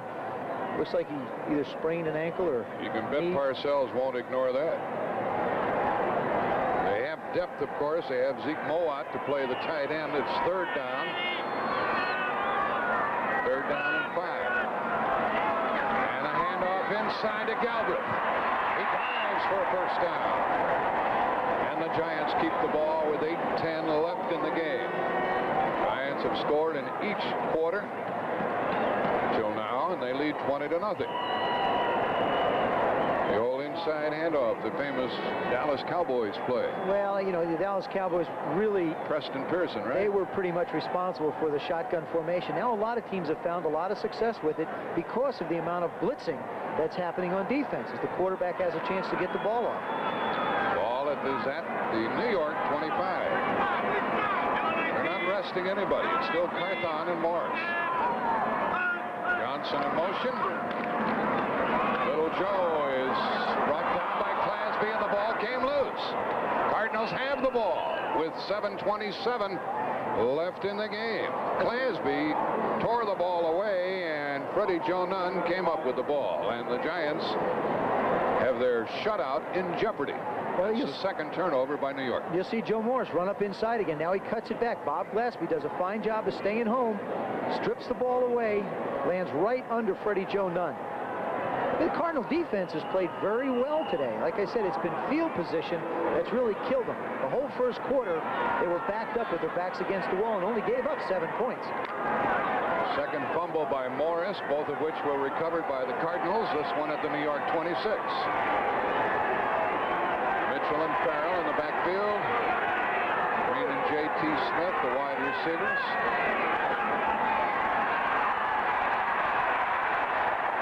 Just got back to the line of scrimmage, and he was buried. And it was Leonard Marshall first there, number 70.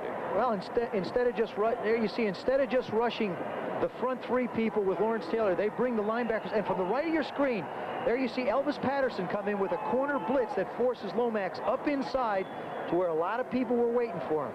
That's not a very nice position to get yourself into. Number 52, Pepper Johnson comes in the linebacker spot.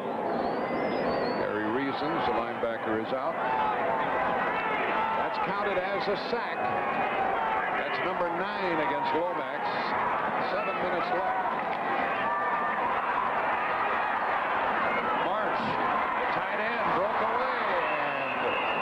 He is out of bounds at the 15, and that's a first down.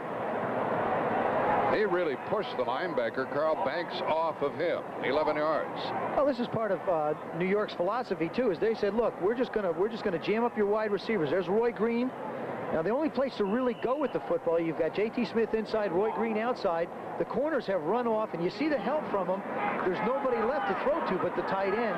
Neil Lomax does a good job in just finding Doug Marsh. Marsh really handled Carl Banks, who tried to make the tackle. First down at the 15.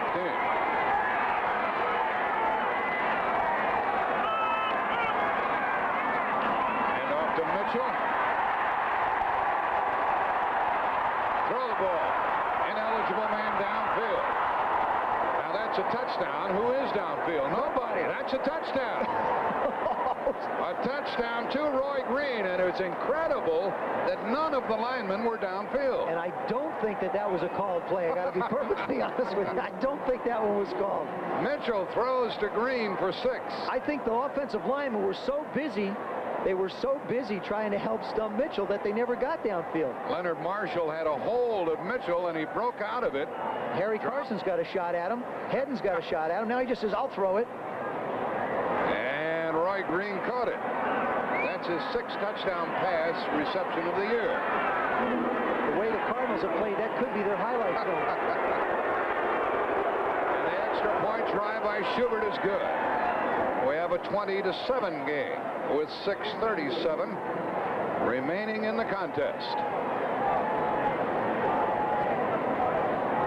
Joe, I've never met anybody who didn't admire Stump Mitchell. You're absolutely right. When I used to play against him when I was a Redskin, I always used to worry when he got his hands on the football all year long for the Cardinals this year. He's been the man that's never stayed out of the lineup and never complained. And more than that, around St. Louis, when they want something done on the community level, they call Stump, and he says yes. Roussan from the 10, and he did not get to the 20-yard line. Next Sunday here on CBS, the final weekend of the regular season, Redskins trying to get back on the winning track, play at Philadelphia, and Tampa Bay plays at St. Louis. It's a doubleheader day on CBS television next Sunday. The Bears against the Dallas Cowboys before the Bears go into the playoffs. Even if Dallas doesn't, Dallas still alive at this moment. You know, the Redskins made a change a few weeks back to get Max Sendejas in as a kicker and traded Mark Mosley to Cleveland, and it still doesn't look like the Redskins have solved that kicking problem. New York playing their first string club all the way. Sims to Morris.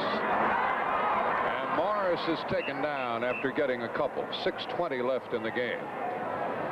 We're checking out for Mark Bavaro, the tight end who limped off earlier, and he is not in there.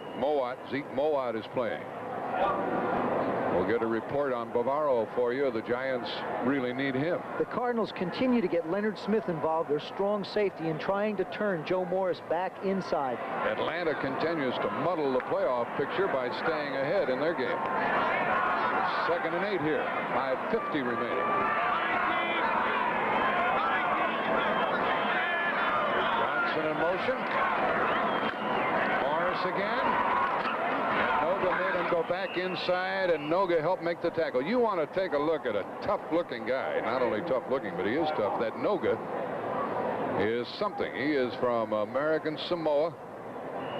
And he is a mean-looking dude. His brother's a heck of a football player for the University of Hawaii. Well, you know, he wears T-shirts around with bombs going off and bullet holes in it. You know, to get ready. You know, some people, they watch different games on a Saturday night before a ball game. He watches Commando and Terminator and movies like that just to get him in the right frame of mind. We're coming up on the 5-minute mark, and it's 3rd down and 6 for the Giants.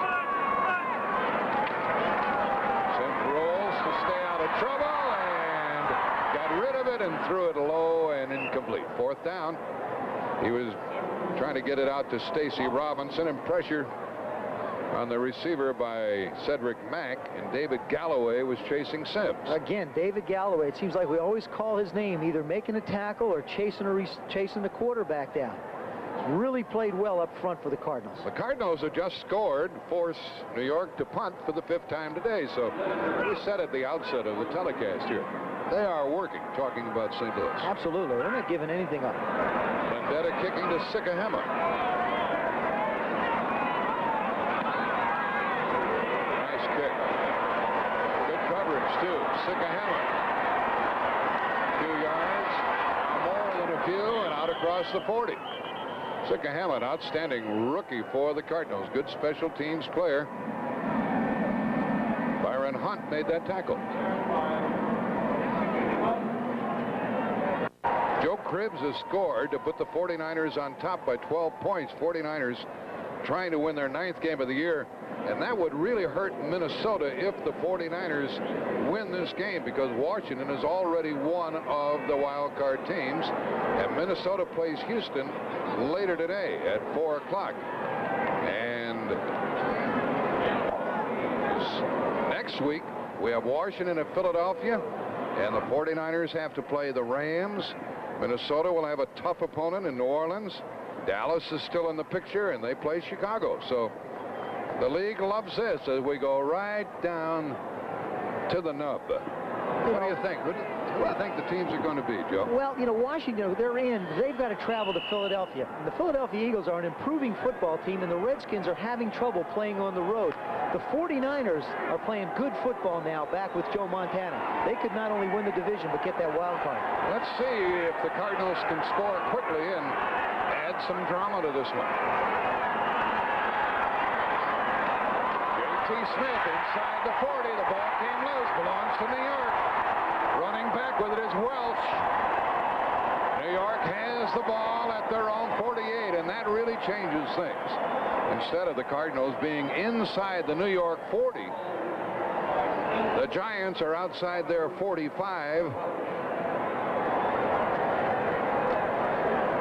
And it is Kenny Hill who is shaken up on the play. Lomax going back in the pocket now. J.T. Smith just comes around and makes a nice throw. Gets it right over the linebacker's head now. You see that shot that Kenny Hill gave him. He hurt himself. He hit him so hard. And it was picked up by Welsh. And Kenny Hill walks off the field. And J.T. Smith is the one who coughed it up. Now we have a discussion in the middle of the field. I don't know what this is all about, but the Giants are going to keep the ball. I didn't see any flag go down on the far side of the field. Neil Lomax is right in the middle of that looking for an explanation. I can't see what they're talking about. The ball was clearly free if it had to do with the reception before JT ever hit the ground. Yeah, JT caught it, ran with it, was hit and fumbled. That's a sign of a good veteran quarterback. See Phil Simms get in there. He says, look, Lomax is in there with the officials. I got to get in here and find out what's going on and put my 2 cents in just in case. 4.5 left in the game. The ball does belong to the Giants, and I think any chance of a dramatic finish faded on that one. I want to see some sagging shoulders. They belong to J.T. Smith, who walked off the field. That could have really changed this game, Joe. Well, it could. It would have gotten them down in better field position. Of course, the Giants were real tough throughout the entire ball game, but No, he would have made it a little closer. Good news for the Giants. Mark Bavaro is back in the lineup. He limped off earlier. Carthon is tackled by Noga as the Giants try to run this clock down. Well, I think they will. I don't think you'll see the Giants put the ball in the air. Even if they get into a 3rd and long situation, you'll probably look for a draw. Every time you run a play, you're going to run about 45 seconds off the clock.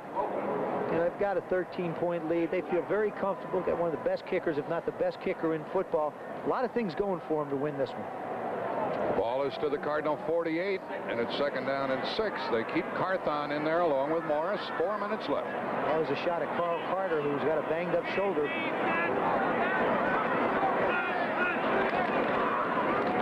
Charlie Baker, the linebacker, was really teeing off. Of course, the Cardinals can afford to do that now when they know that the Giants are going to run the ball. Well, not only that, even early in the ball game, we saw the Cardinals stay back a little bit, and the Giants pick up a lot of yardage. As soon as the Cardinals commit to the blitz to try and stop the run, they've been very effective. That fumble a moment ago by J.T. Smith apparently has nailed down another loss, which will be the 11th of the year for St. Louis, trailing by 13. You know, the Giant fans sit here and they wait in hopefully not seeing one of those fumbles where the Eagles pick one up and ran it in back a few years ago. Kenny Hill sprained his ankle, but he will be back, and Phil Simms calls timeout. That's the first timeout expended here in the 2nd half by either club. And we have 3 minutes and 8 seconds remaining in the game. And Simms will go to the sideline to talk it over with the offensive coordinator. A while ago, we showed you the offensive unit of the Giants in 1963. How about those people on the other side of the ball? The defensive line, Jim Cabbage, Andy Robustelli, Dick Modulewski, and John Lovetier. The linebackers were Hillebrand, Scott, and Huff, and the defensive backs, Dick Lynch, Erich Barnes, Dick Pessinen, and Jim Patton. It was 23 years ago that the Giants last won the division. That's a very comfortable seat the Giants are sitting on. Those are heated benches. And as cool as it is outside, it's cooler inside. We have 3 minutes and 8 seconds left in this game. Say, didn't anybody know that a 25-year-old psychotic armed with a rifle might go berserk at any moment, go on a killing spree? Her mother knew it, tried to warn the authorities, but no one would listen. 60 Minutes tonight on CBS, and following 60 Minutes, Murder, She Wrote, starring Angela Lansbury. And then the Hallmark Hall of Fame, Promise, starring James Garner, a story of 2 brothers. James Wood co-stars with him, and all of that is tonight on CBS. And Joe, I would really look forward to watching that movie on CBS, Promise. They say it is terrific. Ball at midfield. 3rd and 7. Toss to Morris. Give it a go. Touchdown! Touchdown! No. At the 1.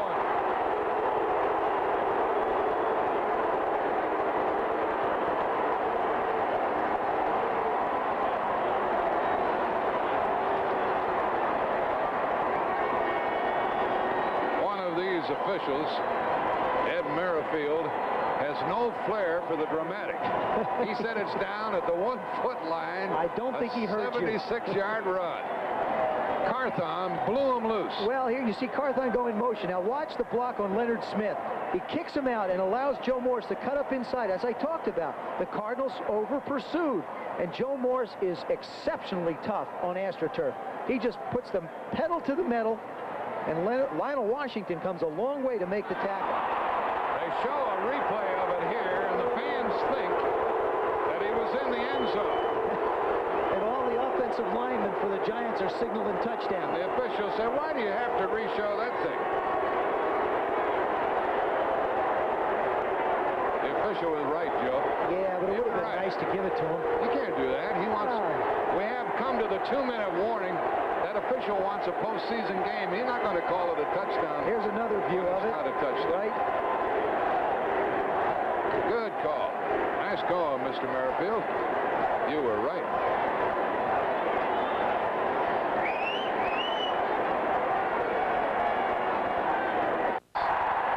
To the goal line, but not over yet. Did he get over? I haven't seen anybody signal a touchdown. I haven't seen it yet. Did you, Joe? Well, everybody in the stands did. And, yep, it is a touchdown. That's the third of the day for Joe Morris. And it adds to the Giant lead, 26-7. You can talk about Joe Morris's running ability, but Carthon has done a tremendous job lead blocking for him. Of course, you don't want to downplay the fact that Morris has had such a great afternoon, but Maurice Carthon has really made Joe Morris pick up a lot of yards today. Morris has scored on touchdowns of 1 yard, 2 yards, and 3 yards. And 2 field goals by Allegre, who is now trying the extra point. That's good. 27-7 with 1:57 remaining in the game. The fumble by J.T. Smith set that one up, going back the other way, and penalties helped the Giants onto a couple of scores earlier.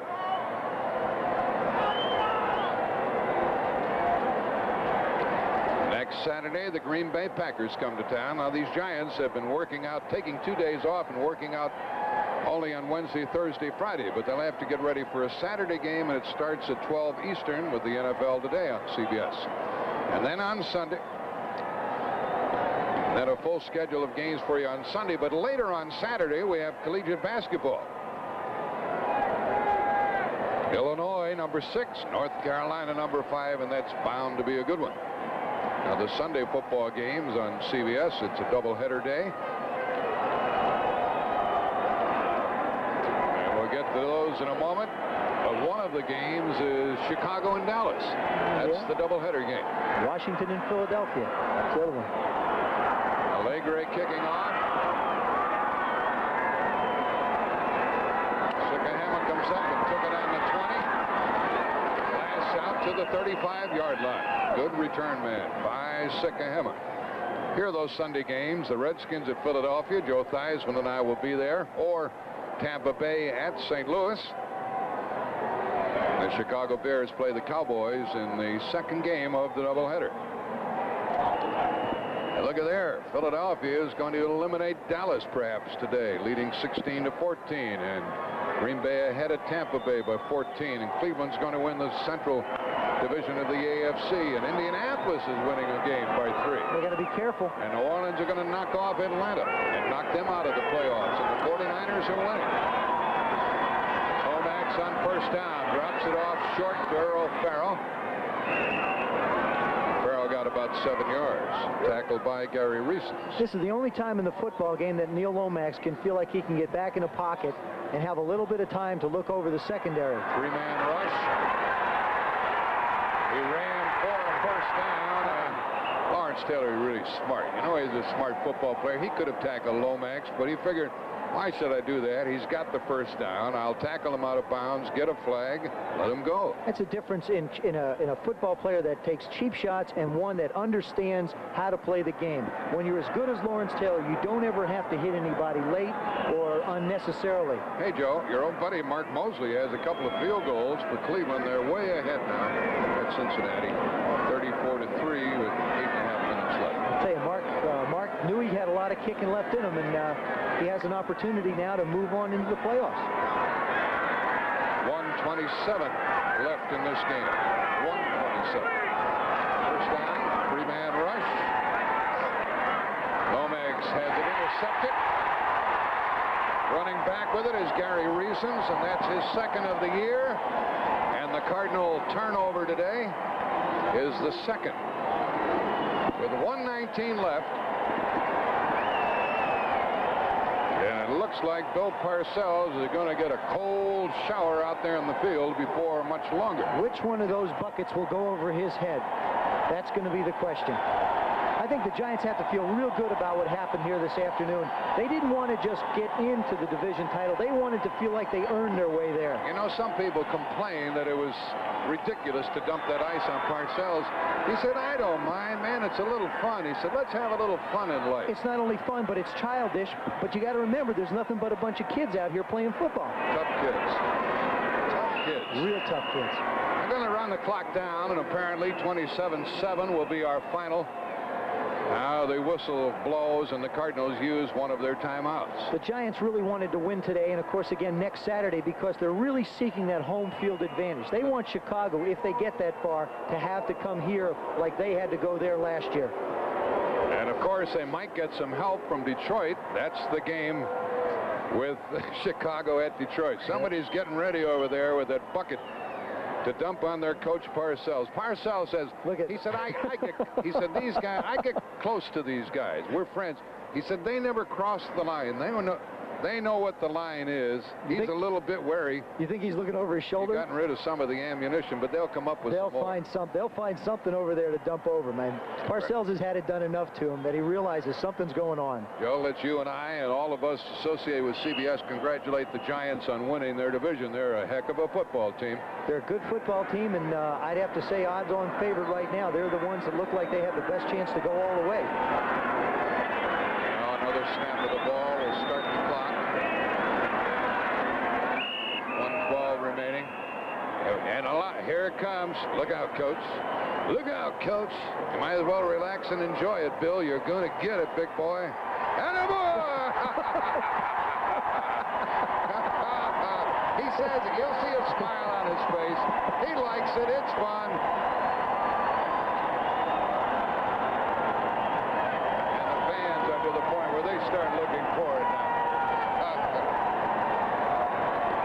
That was Harry Carson who nailed him. I think it was Sean Lendetta's job to keep Bill Parcells occupied while Harry went around and got the bucket. You saw that Dallas went back ahead of Philadelphia, striving to stay alive in the playoff picture. And Indianapolis is going to win another game, and that will be their second of the year. Still the fewest number of wins. NFL Today post-game show coming up. Scores and highlights, plenty to talk about. And Brent Musburger will sort out the playoff picture and have an update on the Dallas game. Now St. Louis uses another timeout. Here's Elvis Patterson, who started back at the left cornerback today. Carl Banks, one of the many good linebackers. Now Philadelphia goes back ahead of Dallas on a pass from Kavanaugh to Kenny Jackson. You know, you got to give a lot of credit to this St. Louis Cardinal defensive football team, too. They have gone out and played really, really tough. They started out with bad field position all day long, and they've hung right in. And it really hasn't been their fault that the score's the way it is. Let's say hello to Gene Stallings' son back home, John. I know you've come to be a good buddy of his. He's a special kid. He sure is. He's a special young man. I know he's feeling it for his dad today and wishes his father could win, but I guarantee you he'll be out there next Saturday at practice. And you're not going to play for Gene Stallings and not call timeouts at the end of the game to try to get a hold of the ball no matter what the score is. The term give up does not fit into his vocabulary, nor will it fit into his football team's vocabulary. I think the Cardinals are a team that have suffered through a tough season, but they're on the rise and they're building. Here comes the punt from Vendetta. This will be the 6th punt of the day by Vendetta. Sikahema is inside his 20. They got to blow the whistle because of the contact on the line. You think Parcells is cold down there? He's freezing right now. He's rigid. The guy. Encroachment defense. They call it against the Cardinals. Of course, Lawrence Taylor down on the bottom, as you see kneeling down. Yeah, if I were that coach, I'd take good care of number 56 because he's going to take good care of his coach. That's exactly right. You keep him close. Well, Atlanta is out of the playoff picture. It would have taken a fantastic combination of events to keep them in, but they were dumped. Plenty for Brent Musburger to talk about on the post-game show here on CBS. 1:08 remaining in the game.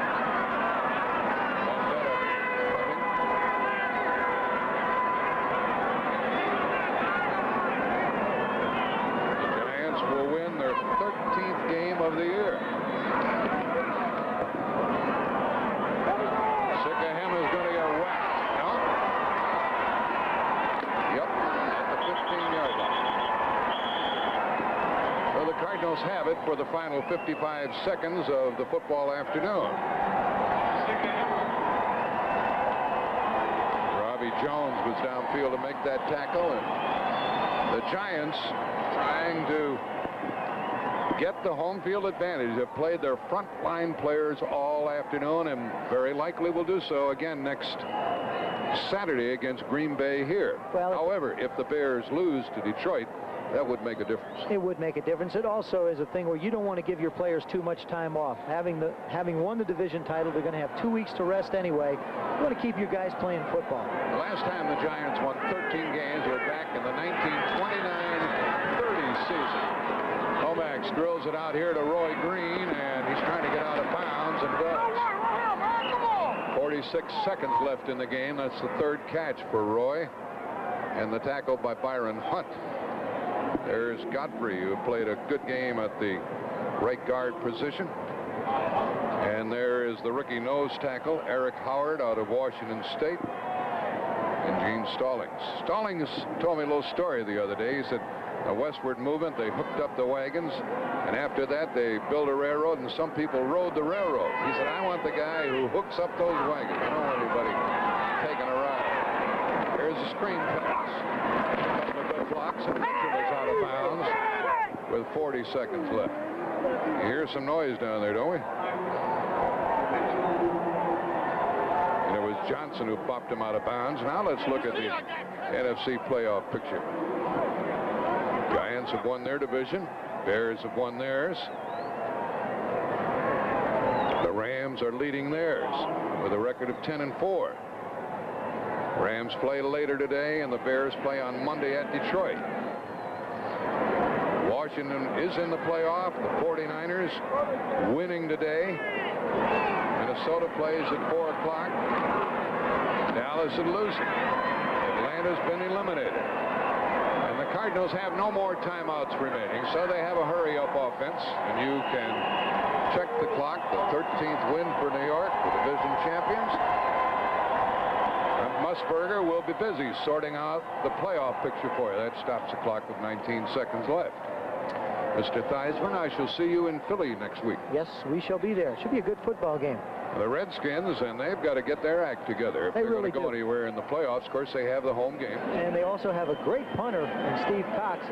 They've got to work out the combination of Jeff Bostic at center, Jay Schrader the holder, and Max Endeas.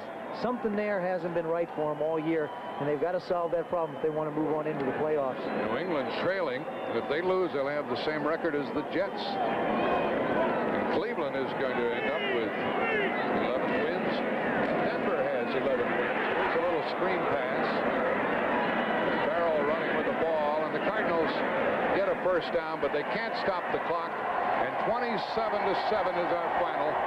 Robbie Jones made the last tackle of the day.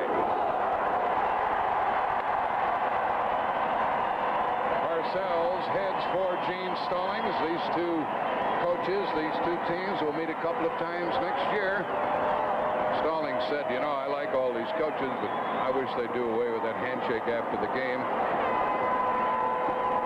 And congratulations again to the winning Giants. Again over in the Meadowlands, and Irv, you and I were talking. We think the Giants are the best team in pro football. Doesn't matter much. They got to play on a field. Well, they're playing with a lot of confidence because everybody knows they have a great defense. But, you know, how about the biggest little giant of them all? Oh, he's something, Joe Morris. Oh, Irv and Jimmy, we've got everybody synced up with us now, so let's take you through the scores and get you up to date. I know this is redundant for some of you, but bear with us here, and then we'll have some highlights momentarily. But the Giants, with an impressive win now over the Cardinals, 27-7 was the final score. And for those of you who did not see the Giant game, let's take you through some of the key moments. Now, Irv mentioned Joe Morris. Boy, he had a 2-touchdown afternoon and almost scored a third time. And he is so tough to bring down. Watch how he darts for his daylight, cuts, sometimes runs to the corner. And Gene Stallings had very good reason to be upset over there on the Cardinals sideline, and his offense didn't have any time, Irv. Well, here's the problem. When Morris isn't carrying the ball, you have these guys knocking your quarterback down. Eric Howard gets a sack here. Now watch Joe Morris on this run. Oh, I tell you, really great cutback ability. Everybody knows he has that. Doesn't have great speed, but he gets down inside the 1-yard line. This little guy ran for over 1,400 yards this year. All right, he was down there on the one, then the Giants pounded in 27-7. Giant fans know, and the rest of you should know, that a win over the Green Bay Packers next Saturday here on CBS, Giants would have the home field for as far as they go in the playoffs. The last 5 championships in the NFC have all been won by the team that had the home field advantage. So, Jimmy the Greek, it's an enormous edge. Not to go to Chicago in that George Halas. I remember how he blocked that punt or missed the punt. Halas came down and did it, Brent. I'm telling you. Landeta fanned on that punt when the wind was blowing in Soldier Field. We should point out for Landeta, the last time I checked, he's a leading punter in the NFC, so he has certainly come back and overcome that problem of a year ago in Soldier Field. Now, down in Dallas, the Herschel Walker show. But, folks, it wasn't good enough. The Eagles leading the Cowboys 23-21. Cowboys are already knocked out because of the performance today by the 49ers. And watch here. Walker on a beautiful hesitation, cut back, and then the speed does the rest. Well, I tell you, he runs so easily and so smoothly. Everybody knows he's a world-class sprinter. Ronald Young, giving it everything he has, can't get him until he gets to the end zone. Too late. Now, Eagles were able to get ahead of Matt Cavanaugh. And then they came back again, and they chucked that one to Herschel Walker, and here he went on his 84-yard touchdown reception. That on the pass from Palleur, and Walker put 2 long touchdowns on the board, but it wasn't good enough because the Eagles kept coming back. Yeah, Matt Cavanaugh comes back here with a pretty good pass to Kenny Jackson. Makes a great catch on it, well covered, but he comes down with it, and the Eagles right back in this ball game. All right, Nerve, so as the result of that action, with those 2 games now final, let's check the standings. There are the Giants at 13-2. Now, the Redskins sitting at 11-4, but they will have the home field advantage for the NFC wildcard game. The Dallas Cowboys at 7-7. That game's still up in the air. Now, we're going to tell you the story of the AFC Central. What an explosion by the Cleveland Browns. We'll have that when the NFL Today postgame show, sponsored by Miller Lite, continues in just a moment. The development in the Vinny Testaverde sweepstakes at the scoreboard, and it'll tell you the story. And guess who won again today? That's right, Ron Meyer. Maybe we should make him the coach of the year. 2 in a row. The Colts come from behind. They beat the Bills. Jim Kelly was knocked out, however. He complained of dizziness. Now, Tampa Bay, as the result of their loss today at the Packers, they move into a tie. But if those 2 teams are deadlocked at the end of the year, Tampa Bay has played the weaker schedule. They would get the first-round draft choice. Cleveland and Cincinnati. Here's a story that unfolded down in Cincinnati. Hard to believe that the Bengals, with all those weapons, could not score a single touchdown against the Browns. Bernie Kosar almost immediately went deep to Langhorne. It was a 66-yard gain, and this set up the Browns' first touchdown of the afternoon. Marty Schottenheimer, a former defensive assistant, you knew his defense was going to play well, but the questions surrounded Kosar. Could he win the big game? He showed again, just like he did down at Miami, that he's tough in a big game. This one to Slaughter, and it was 14-3, and the slaughter continued. Watch him go here to Webster Slaughter for another touchdown, and they made it look very easy. The fumble was recovered for a score. 34-3 was the final. And so the Browns wrap up the AFC Central 11-4. Speaking of Coach of the Year, there's a man who deserves a lot of credit. He's a coach of the Giants. Hi, Joe. Let's go live to the Meadowlands where Bill Parcells is. Congratulations, Coach. 27-7 was the final score, and our congratulations to Bill Parcells for winning the division, and today, Bill, winning your 13th game of the year. Well, thank you, Jack. I'll tell you, it was a struggle, and you know, we kind of started a little bit slow. We had a chance early in the game to hit a big play, and we didn't get it done, and didn't take care of the ball real well there for a while today, but our guys got a lot of pride, and they fought hard. Bill, before we go any further, thanks for being so very nice to us whenever we have visited with you before a game. Oh, well, you know, Jack, you got to keep all the friends you can. You know, you're not smiling very much. I know you have another game and a short work week with Green Bay coming in here next Saturday. Well, that's right. We got a lot more to do, and you know, we've been kind of staying pretty steady most of the year, and that's what we're going to try to keep doing. And if we can, I think, you know, we can continue to play well. If we don't, you know, in football, you either get better or you get worse. What else do you have to do, Coach? Pardon me, Jack? What else do you have to do to get your team primed for where you're going? Well, I like to try and get a little bit more balance in our offense, you know. We got the running going a little bit today, but we weren't consistent. You know, we hit a couple big plays on the running game, but we didn't, you know, we didn't establish a lot of consistency in it. not too many 5- and 6-yard gains. So I think we got to keep doing that because we're going to need it in the cold weather up here. And you held your breath when a couple of your players came off hurt, like Patterson and Bavaro. Meanwhile, how did this feel, Coach, with a bucket of water? Oh, that Carson, I'll tell you. I'm going to get him one of these days for that. You can't tell me it didn't make you colder than you were. No, it's cold. It's cold, that's for sure, Jack. Good luck along the way, and the very best to you, Coach. Thanks, Jack. Bill Parcells and his Giants won it 27-7, their 13th victory, and back to Brent. All right, Jack, thank you very much. He'll take those showers as long as they're offered. And, Jimmy the Greek, I know you think Parcells has done a great job this year. Remember when they were thinking of firing him and That's we stuck up for him? That was, what, about 3 years ago, and then he finally turned it around. Defensive assistant, he replaced Ray Perkins, and what a job that he has gone. All right, final seconds moments ago down in Dallas. Cowboys trailing the Philadelphia Eagles. They had time for one last desperate play, and here's how it unfolded. From the shotgun, Hilaire going deep, and Irv Cross start the celebration in Philadelphia. Your Eagles have beaten the Cowboy. Buddy Ryan, he finally won a division game, and what a long, tough year for that man, Tom Landry. First time in 20 years they have had a losing season. And the NFL Today postgame show, brought to you by Miller Lite, continues in just a moment. Well, we welcome those of you who watched the Philadelphia Eagles upset the Dallas Cowboys to our postgame show. Let's take everybody up to the top of the scoreboard and again run through what has happened this afternoon. The Giants, with this win, are positioned to have the home field advantage throughout the remainder of the playoffs if they can beat the Packers in the Meadowlands next Saturday. You'll see that action here on CBS. Here is the upset down in Dallas, and now the Cowboys are not going to have a winning season for the first time in 20 years, and they are knocked completely out of the playoff picture by the Eagles. Buddy Ryan's first NFC East Division team victory with his Eagles this year. Another upset. Indianapolis, you can see, is now losing that first-round pick because the Tampa Bay Buccaneers have lost again to the Green Bay Packers, and you can see what that does with the Cleveland Browns having wrapped up a division title today, 34-3 over the Cincinnati Bengals. It was a terribly impressive win by the Browns. They kept the Bengals out of the end zone, and Bernie Kosar again improved in the clutch. Now, I was ahead of myself. Here's the story on the Indianapolis Colts. 24-14. The Colts are in danger of dropping out of the Vinny Testaverde sweepstakes. Meanwhile, New Orleans and Atlanta, the Falcons had a chance to score in the closing seconds, could not, and the Saints come away with the win. 14-9, the final there.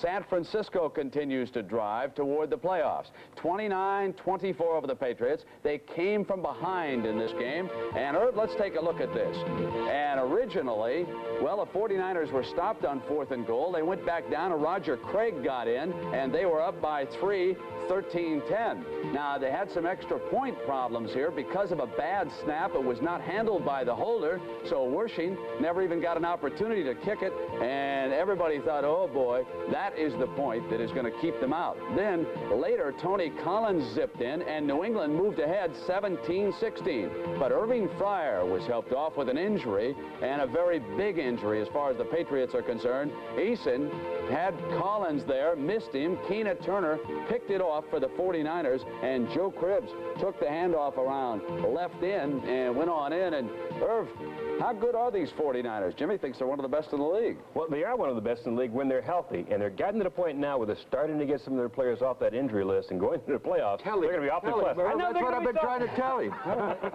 I get the picture. They're a pretty good football team. San Francisco, way to go. Now, here are the active scores that are still going on now. Miami and the Rams, and let me put this one in focus for a moment. If the Rams win, they wrap up the NFC West title, and a loss keeps the 49ers in the running for a division championship. Rams and 49ers will close out next Friday night. Vikings are hoping the Rams can beat the Niners and thus have a chance. Meanwhile, the Raiders' tailspin continues.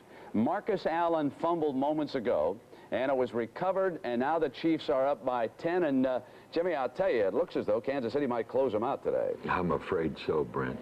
I'll tell you, their offense is not doing well, and their defense, you know, missing Hayes in that corner cost them a touchdown just now, too. All right, so Kansas City is up 10-0, and they are in the first quarter. Now, Seattle and San Diego and the Seahawks with an outside shot. They still need a combination, but they're not out of it yet. They lead the Chargers 3-0. They are in the first quarter. Now, the Minnesota-Houston game. Jerry Burns has done a great job of coaching this team, and they can get into the playoffs if they beat Houston and if they beat New Orleans, and that won't be easy next week, by the way, beating the New Orleans Saints. That's a pretty tough football team, but they need the 49ers to lose in that situation, so I guess Jimmy the Greek would have to make the Niners the favorite to get the wild card. Well, they're a slight favorite. I would say about 2.5 to 1. All right. Well, Herb and Jimmy, you stick around. We've got more of our post-game activities for those of you who watch the Philadelphia Eagles upset the Dallas Cowboys. For the rest of you, we say goodbye for the time being. We'll see you next Saturday when it's the Green Bay Packers and the New York Giants on CBS.